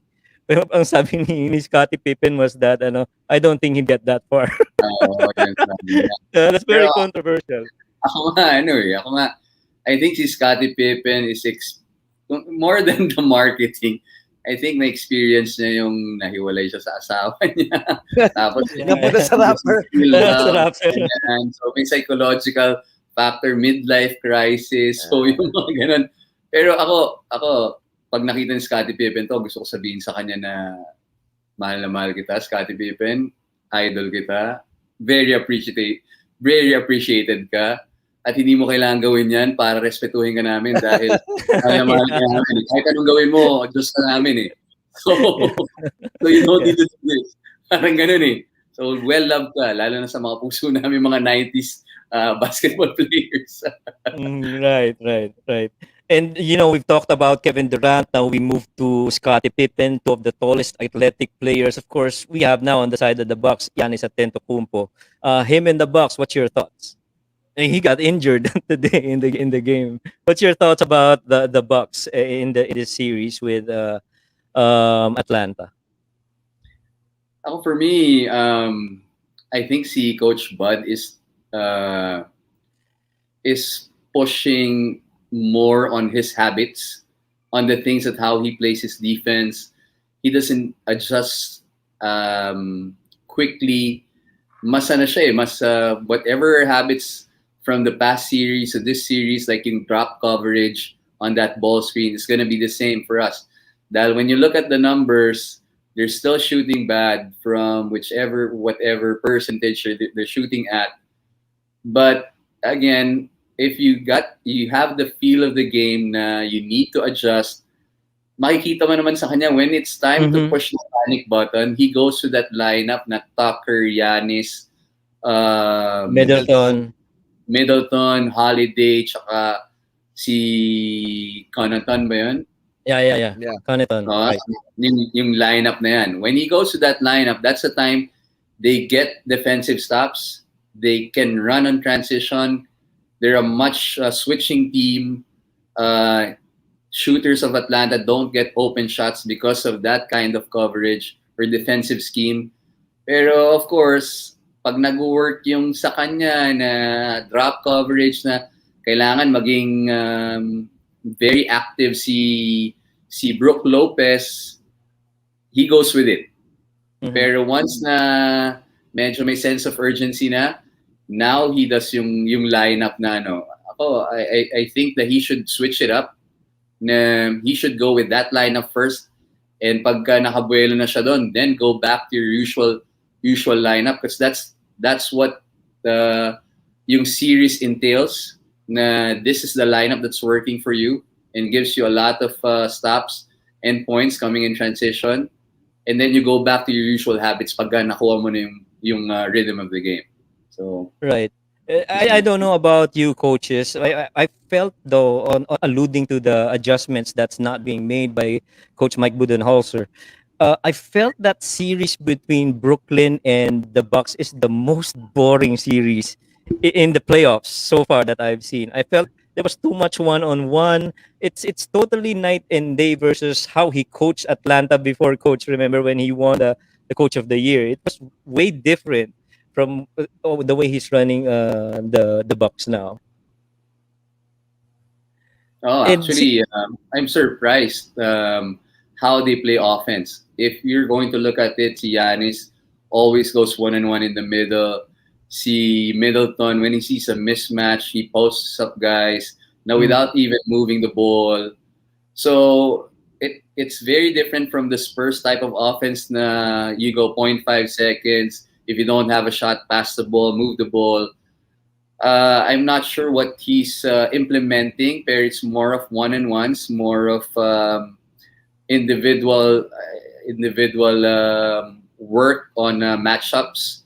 Um, pero again, it's the same thing with Atlanta. They go more of one-on-ones, that high ball screen, guys staying on the corner, using that roll and pop action ng middle ball screen. So yung movement, yung fluidity of the game, you're just watching si Giannis and si Trae Young and si Middleton and si Collins, and that's it. So tama, boring nga siya kasi there's no much movement, more of individual basketball. Yung mga viewers na they want to see mga one-on-one isolation na plays, yeah, ma-entertain sila. Pero for us coaches na knowing the game, it's more boring for us kasi you don't see movements. Unlike yung Clippers and Phoenix game, there's a lot of misdirection, lot of movements, moving the ball. So it's more entertaining for us. Pero sa mga viewers na mahilig sa mga one-on-one, it's more entertaining for them. Right. Si Perk Coach James mentioned that, I'm telling you, this is what he said, I think, in ESPN. I'm telling you, Middleton is Batman, Giannis is Robin. I know Middleton's your guy, Coach James. Your turn to speak up about the Chris Middleton. Medyo rich yun for me, even though I like Middleton. Medyo rich na yun na si Middleton yung nagdadala ng team. Kita mo na wala si Giannis kanina, wala na. I mean, Middleton gets his shot because Giannis has the attention. And one guy who was really missing, one guy who I really like in Milwaukee Bucks, nawala siya. DiVincenzo. Yan, gustong-gusto ko siya. Villanova pa lang, napilay siya. Oo, nawala yung white boy na mataas tumalon. And yun, tama yun. Pati yun sa Milwaukee versus Brooklyn Nets, they were about to quit.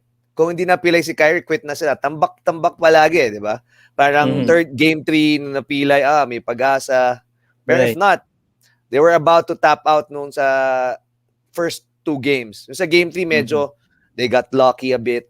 Tapos game 4, napila yata si Kyrie, parang ganyan. So, yeah, different from Coach Bud's tenure in Atlanta. Wala masyadong movement, tama. They're really playing through Giannis. And yun, si Perk, nagpapapansin lang yun palagi. So, hanap siyang controversial. Yun din eh. Bakit, ang hindi ko maintindihan, why are people listening to Perkins? Right. ano naman ang credibility ng opinion ni Perkins sa NBA? Parang wala eh. Parang sa akin wala eh. That's right. And Coach James, tama ka eh. The Brooklyn Nets got lucky. That's why they got out. They got lucky by the foot in that Celtics game. Now let's head over to Atlanta naman. Of course, we talk about Atlanta. You can't miss on Trae Young. Trae Young, the comparison with Steph Curry, Coach Cholo. What's your thoughts? Ako for me, of course, si Trae Young is like a Steph Curry 2.0. I think he's more he has more shot making ability. Si Steph Curry, we just saw his entire repertoire this year. Na he can go to the basket, he can finish shots around the basket. Si Trae Young, at an early age, we saw how he can make those shots, mid-range, floaters, 3 points, logo shots. So I think he's a much more advanced version ni Steph Curry. Pero he wouldn't be Trey Young if he didn't see Steph Curry. Steph, right. So whatever Steph Curry was missing, I think he worked on his game. Pero like Michael Jordan and Kobe Bryant would be nothing if Michael Jordan wasn't there for him to idolize. So Mhm.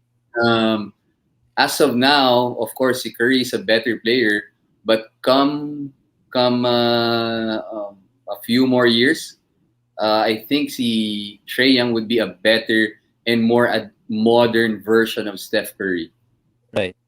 And Coach James, imitation is the biggest form of flattery, katulad na sinasabi ni Coach Cholo, no? We saw years back when Atlanta drafted si Huerter. They were trying to build their own Splash Brothers. What's your Yes, thought on that, correct. on these guys? I really like the development of Trey Young. I think he's a better mid-range shooter than Steph Curry. Pero yung I think magiging problem ni Trey Young as he ages in the game, hindi siya kasing tangkad ni Steph Curry. Si Steph Curry kasi parang ang liit tignan pero 6'2 yun, Mhm. 6'4, di ba? Parang pag binangga ka nun, iba pa din. Si Trey Young not more on the physical side, medyo umiiwas siya. Ginagamit niya yung physicality to get fouls, di ba? Yun naman yung advantage na ginagamit ni Trey Young. And we have to see kasi kung ankle din yung problem ni Trey Young, baka parehas ng problem ni Steph Curry when he was starting out. Definitely, Trey Young will be a modern version of Steph Curry. With that being said, mas magaling talaga si Trey Young with the ball on his hands than him outside. Unlike si Steph Curry na biglang lalabas sa off-ball screens. Yun yung kakaibahan. And sa tingin ko, mas magaling mamasa to si Trey Young than Steph Curry. For now. Kasi baka meron siyang Capela or Werther and Lou Williams. Yun. So, and ang difference din nila, yung Atlanta, binigay talaga kagad kay Trey Young. Parang, Trey Young, this is for you.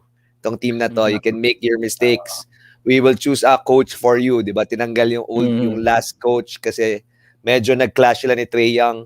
And then Nate McMillan came in. Sabi ni Nate McMillan, magbati lang tayo. And kinaibigan niya lang ng kinaibigan si Trey Young. And ayan, ganito na yan nangyari sa kanila. Yan, parehas yung Bucks and yung Atlanta, meron silang mga crucial addition to their team na hindi masyado pinag-uusapan, like J. Rue Holiday. All-star yan, ha? All-star yan na lumipat dyan. Si Lou Williams. Sixth man yan na sobrang galing mag-score. Pangit lang yung bubble tournament niya. Pero magaling pa rin yan. So yung mga nakakalimutan. And yes, si Werther, maganda yung shooting niya. Sana lang wag siyang maging Joe Harris, maging Klay Thompson siya. Kasi may chance na maging Joe Harris eh. Si Joe Harris, medyo, kung kakampi mo siya, medyo magagalit ka kung ikaw si KD eh. Na parang, expectation natin to sa iyo eh. Shoot Right. Reality. Kumbaga, Steve Kerr, ikaw si Steve Kerr, tapos hindi ka nakakashoot ng 3 points. Imagine mo, minis ni Steve Kerr yung tira niya kay Paxson, di ba?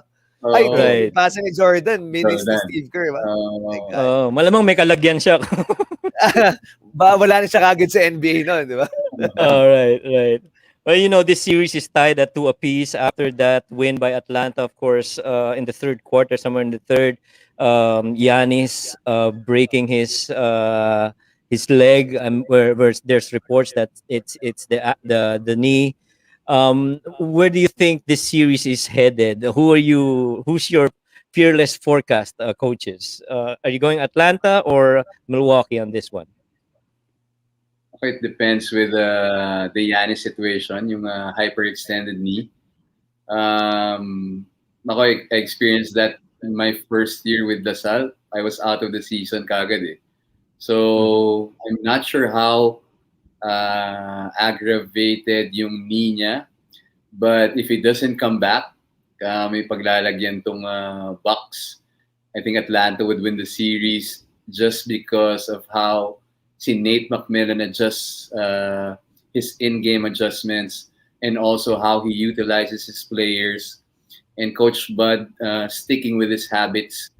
So I would go with Atlanta if Giannis doesn't come back. I don't think Middleton can carry this team, but I think see Bogdanovich and if Trae Young comes back, and even see yung European, I forgot the name, yung big guy na he can shoot from outside, yung European guy from New York dati.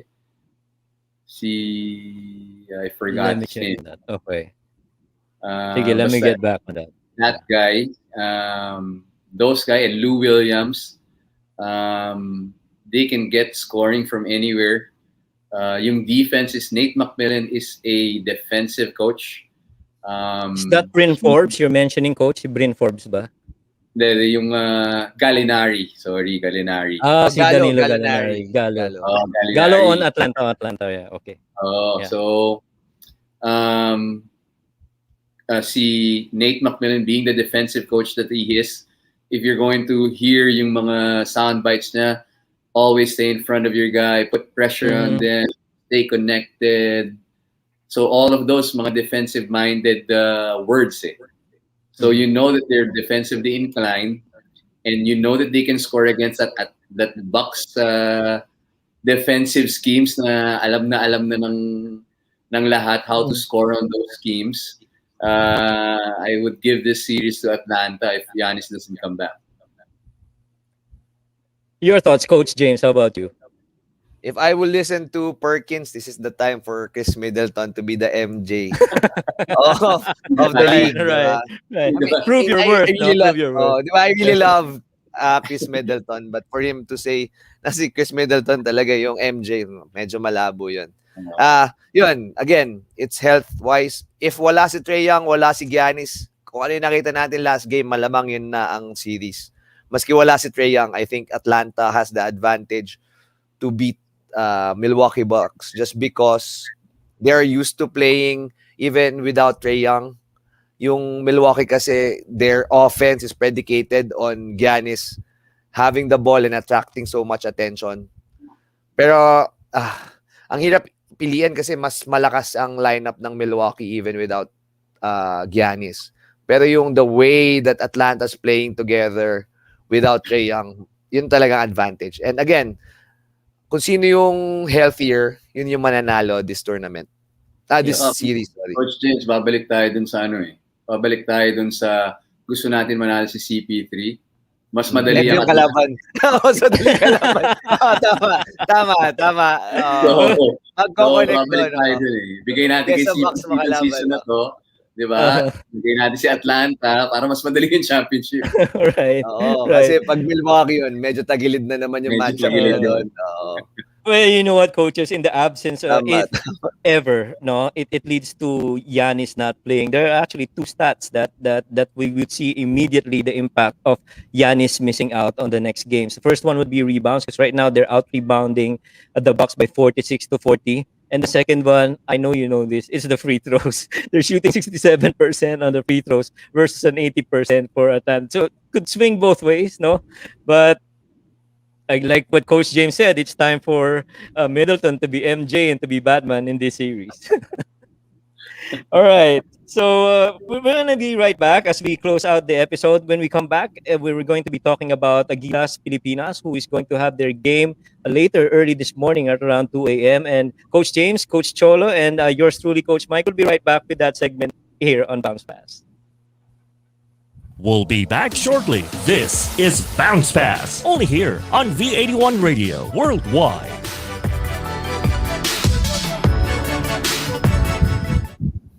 Kabayan, naho-homesick ka ba? I-download na ang aming mobile app at mag-enjoy sa mga kantang tatak Pinoy and feel like you're home. The V81 Radio mobile app, available in the App Store and Google Play Store. V81 Radio mobile app, free now, free forever.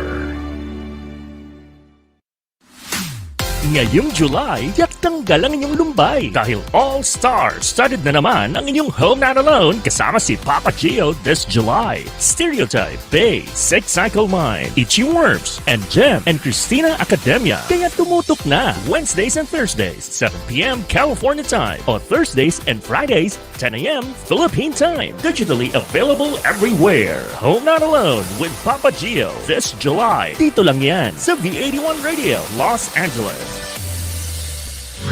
Hi, this is Jaya. Pinoy music ba hanap mo? Well, download the V81 Radio mobile app available at the App Store and Google Play Store.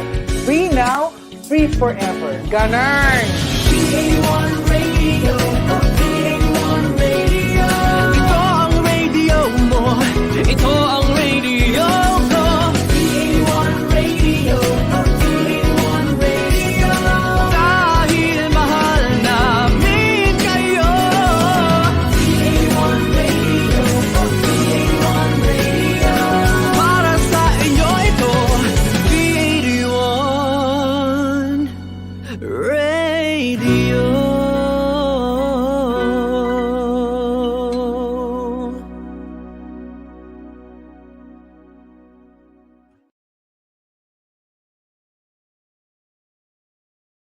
Now back to Bounce Pass, only here on V81 Radio, worldwide.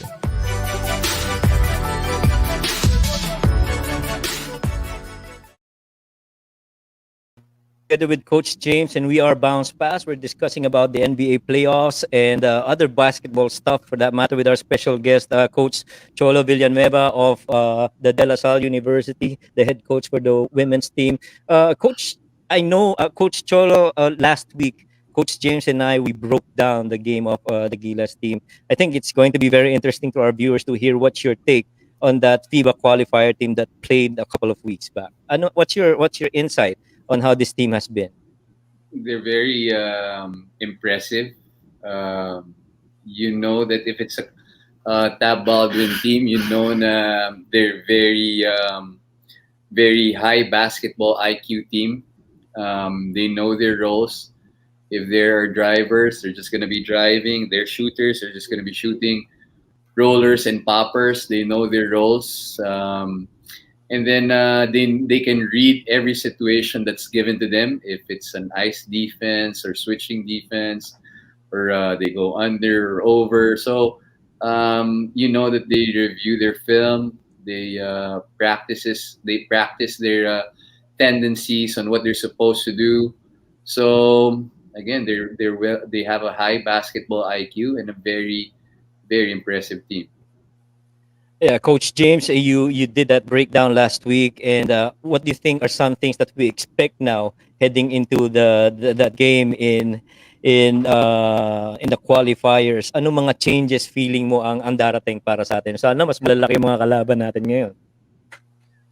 I think yung changes, number one, si Coach Tab Baldwin nung papasok ng Asian, yung dito sa atin ginawa sa Clark. Mhm. Medyo mataas yung yabang niya eh. Pero yung ito, dina-downplay niya na injured, mukhang mahihirapan. Pero again, as we mentioned in our last episode, i-judge natin yung program 3 years from now. Not tomorrow, not yesterday, but 3 years from now. No matter what happens, maski mag-champion yung last time, basta 3 years from now on where we're at, yun, dun dapat i-judge yung program na to. And tama si Coach Cholo, it's a Coach Tab Baldwin coach team. Paniguradong prepared yan. And gusto lang natin makita where we are at as a nation, do sa level nung Serbia. I know Serbia is not fielding their best team, but still, andyan pa rin si Milos Teodosic na gusto kong makita on how he will play our defensive schemes. And si Boban, gusto kong makita kung nasa na si Kai. Parang, of course, we're all concerned about Kai Soto making in the NBA. Kasi gusto natin ng homegrown Filipino na makapunta sa NBA. And Is diba, it true, Coach, na he's going for the draft this year? Next year. Hopefully. Sana magpa-draft na siya as soon as possible kasi doon niya naman mag-gauge. Pag undrafted siya or what, makapili siya ng team niya. And I think siya na talaga yung best chance natin right now to get in the NBA. Yeah. Well, si Santino Miguel Albis, he commented, sabi niya, looking good daw si Coach Cholo, no? Now, speaking of Gilas, one of the players that's really look good from a lot of the female fans is itong si Dwight Ramos. What do you think are the upsides on Dwight Ramos, especially as he plays for the country? For me, he's a very good player. He knows how to go from down screens, use down screens, ball screens. He can shoot the ball very well. He's a high basketball IQ guy. You know that he's a two-way player. He can defend. He can score. So there's a lot of promise with Dwight Ramos, and he getting the experience that he's gonna get in the world stage will just improve his game more. Right. And Coach James, how about you? Aside from the other stuff that you discussed, yung iba mo pang nakita kay paring Dwight mo. Bukod sa pupunta siya sa Gunita. He's very tough. Very tough. Hindi na-underestimate natin yung toughness ng tao eh. Parang medyo may tsura kasi, tas maputi, di ba? Pero very tough shots, makapal yung katawan niya than normal, no? So, very highly recruited person to go to the Philippines. Pero di ba kinuha siya ng US? I think he played Division 2 and play a very high level there. And si Dwight Ramos talagang pinag-uusapan niya yan years back eh. Di nga alam kung saan mapupunta yan, and then lo and behold sa Ateneo napunta. And ni-recruit kasi ata nila yung kapatid. So, yun. Well, as we wind down the show, I don't think we can't help but not discuss this. Snow Badua in his Twitter, I think yesterday, was mentioning about players moving to the B League in Japan. And there are certain players that he named out, he called out, would be potential playing there instead. What's your thought, guys? Oh, I want to start with Coach Cholo and then Coach James. Is this something that's really going to impact the PBA, and how is this going to benefit the country and the players? Of course, it's going to be a big impact on Philippine basketball. The experience these guys would have in a different kind of perspective they're going to see on how to play basketball will be a big benefit for Philippine basketball.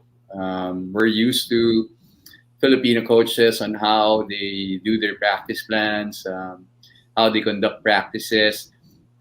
Playing there and experiencing another type of basketball will just give us benefits here, and of course, medyo the PBA would be hurt by the superstars, especially college superstars going there because of the popularity of these guys. But basketball wise, it's a big benefit for Philippine basketball. The knowledge that they would share, the philosophies on how to play the game from another point of view will benefit the basketball here.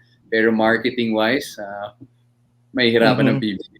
That's why Yeah. they're putting in these kinds of I think rules that could give this college superstars options of staying on in your homeland or going overseas to play basketball. So I think that's the main objective of the PBA to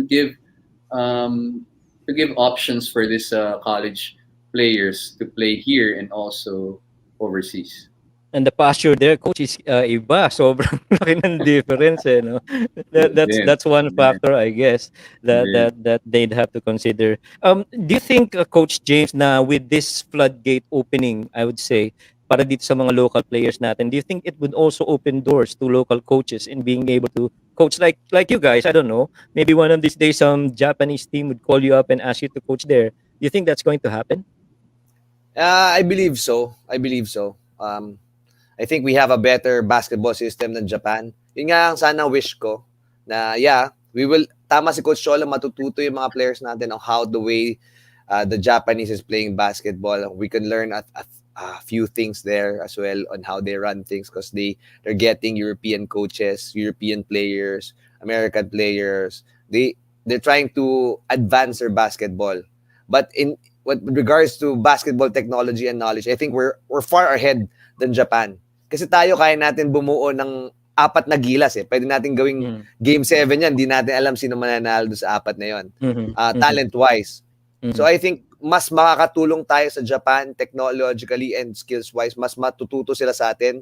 Kaya ang wish ko sana magkaroon tayo ng players going to China, going to EuroLeague, going to the NBA of course, going to NBL, tama yung si Kai. Para pagbalik nila dito, better brand of basketball. And ang gusto ko naman, dahil tama si Coach Cholo, makukuha na ng mga sistema doon, the Japanese way of living, better siguro yung the way they handle organizations, better siguro yung pag-handle nila on the way they're living their lives. Medyo minimalistic or what, 'di ba? Tapos makatulong pa sa economy dito, tataas Right. yung mga sweldo, 'di ba? Pero at the end of the day, I wish hindi lang sa Japan or sa kasi sa akin parang ang feeling ko yung Japan tayo magtuturo doon eh. Yung mga players natin kailangan nila eh. More than yung players natin kailangan sila eh. So, pero yung China, pag may let's say si Kiefer or si 3D na nakapunta sa China, sa tingin ko ngayon lamang pa sa atin ang China with regards to how they run things and yung ranking sa mundo. Like EuroLeague or makapunta sa Europe. Yun, Yeah. gusto ko sana. Meron tayong mga Filipino players doon. Tapos babalik dito. Tapos iba na yung perception nila on how things are supposed to be done. Iba sila maglaro. Masishare nila yon sa Yeah. atin. And parang we'll need more of Coach Ariel Vanguardia's, exposure that he had outside of the country. But Coach Cholo, do you feel that we are going to be up to par with the coaches that we will be, competing against if ever that opportunity presents itself?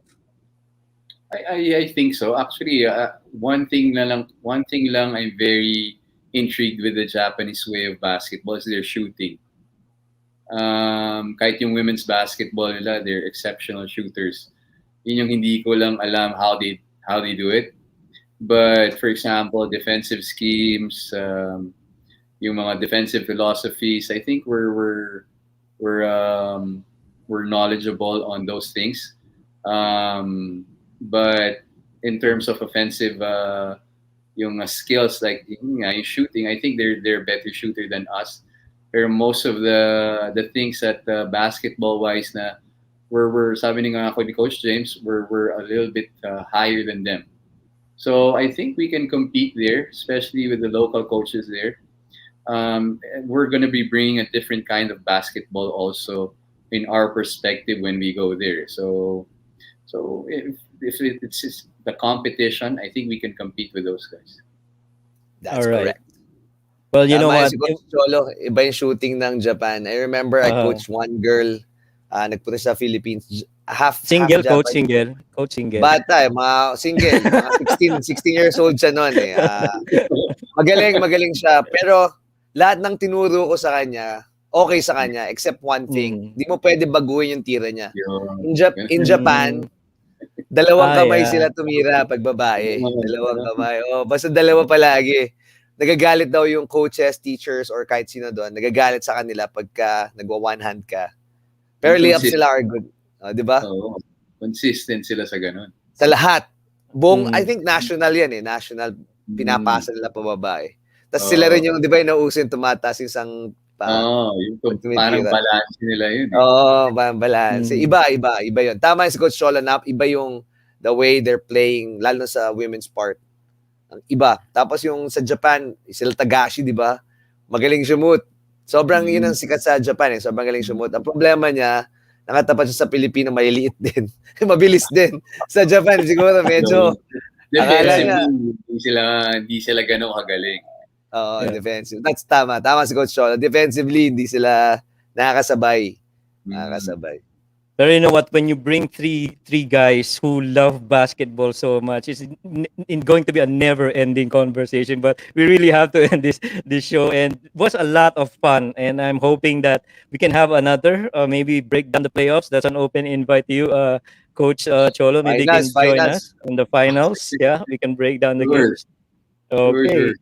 We'll count on that, Coach Cholo. And to our viewers, we'd like to thank you very much. Of course, we'd like to give the final parting shot to our guest, Coach Cholo. Coach Cholo, anything that you wanna message to all our followers and your followers too? And thank you guys for having me for about mga 2 hours. We've been talking about basketball, and it could go on forever nga kasi uh, it's fun. Now it's pandemic. You can't really coach a team. We're just fans of the game.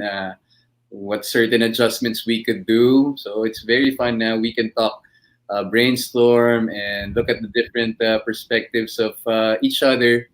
For this past, I don't know, 2 hours na. So, Yeah, Oo nga, no? Bilis. yeah. hindi na ganun katagal. Pero, again, thanks for having me, guys. And I hope you guys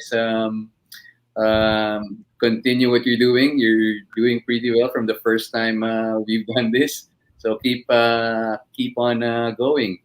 And also, sa viewers ng Bounce Pass, keep on supporting Bounce Pass. And then yung if you have kids that want to learn basketball, Cholo you can Camp. enroll in my camp, Cholo Camp. We have our next season that's going to be on July 14. That's going to be season, I think, 12 now. We started since the pandemic, so I hope to see you guys and learn, improve our micro skills, and again, play the game we love during this pandemic, and hopefully everything opens up so we can start playing basketball again. All right. Well, you know what, Coach Bago Cholo, man si Coach Cholo, may Sige, tanong sige, go, muna go. ako. Oo, Sige, may sige. tanong. Pero Baka shoutout mabigat muna tong tanong na sa... to, Coach. Hindi. Shoutout muna sa oldest coach. Panigado mapapanood niya to. Oldest coach in the Philippines right now, si Coach Dino. Alam ko, andyan ka.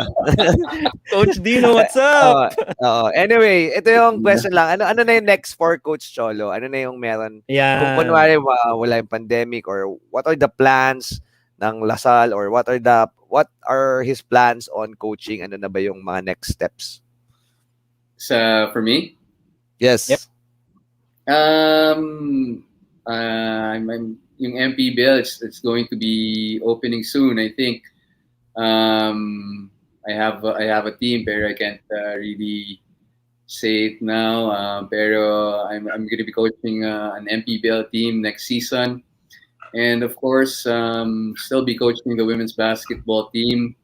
And I'm still coaching. I'm still the program head for De La Salle Integrated School, and then also my camps. So those things are keeping me busy. And hopefully, again, restrictions eases up, so we can do some face-to-face trainings. Everything's online now. My camps and my trainings with my team. So I hope na protocols would ease up, and we can continue playing basketball again.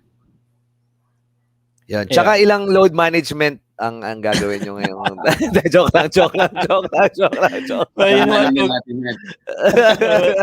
you know what, Coach Cholo, for the record, you are the longest guest we've ever had. We had you for 2.5 hours the first time.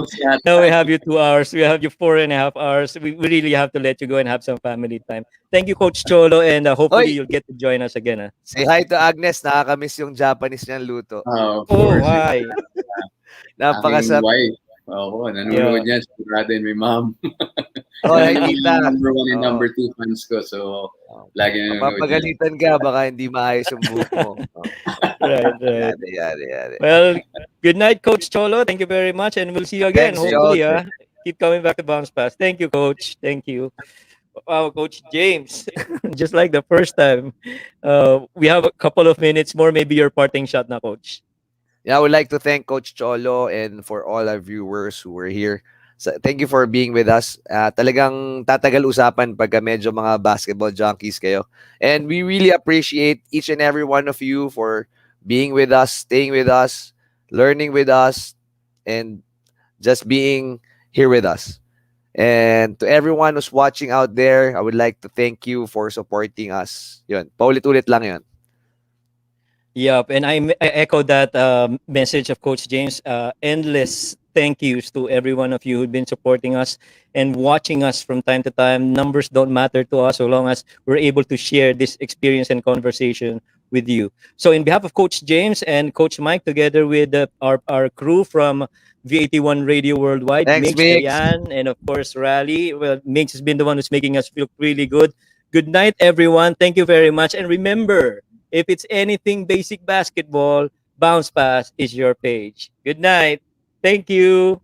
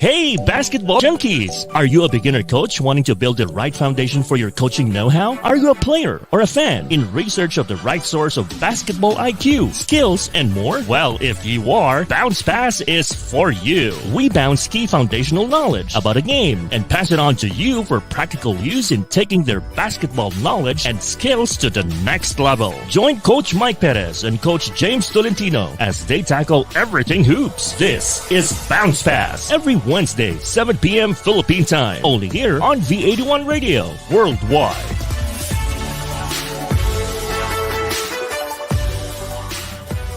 Naghahatid saya sa mga Pinoy, mga kanta at programang Tatak Pinoy. Napapanood at napapakinggan kahit saan ka man. Streaming worldwide. This is V81 Radio. Malayo ka man sa iyong pamilya, dito ay hindi ka nag-iisa. Tiyak ito'y iyong hahanap-hanapin, dahil ito ang nagpapasaya sa atin.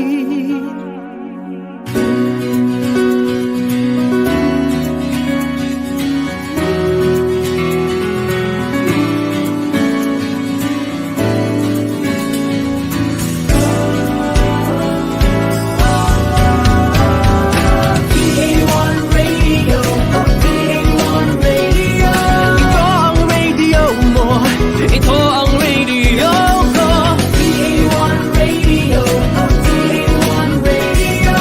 Dahil mahal namin kayo, V81 Radio, V81 Radio. Para sa inyo ito, V81 Radio. Ito ang paborito ng bawat Pilipino. Basta all hits, all Pinoy, panahon.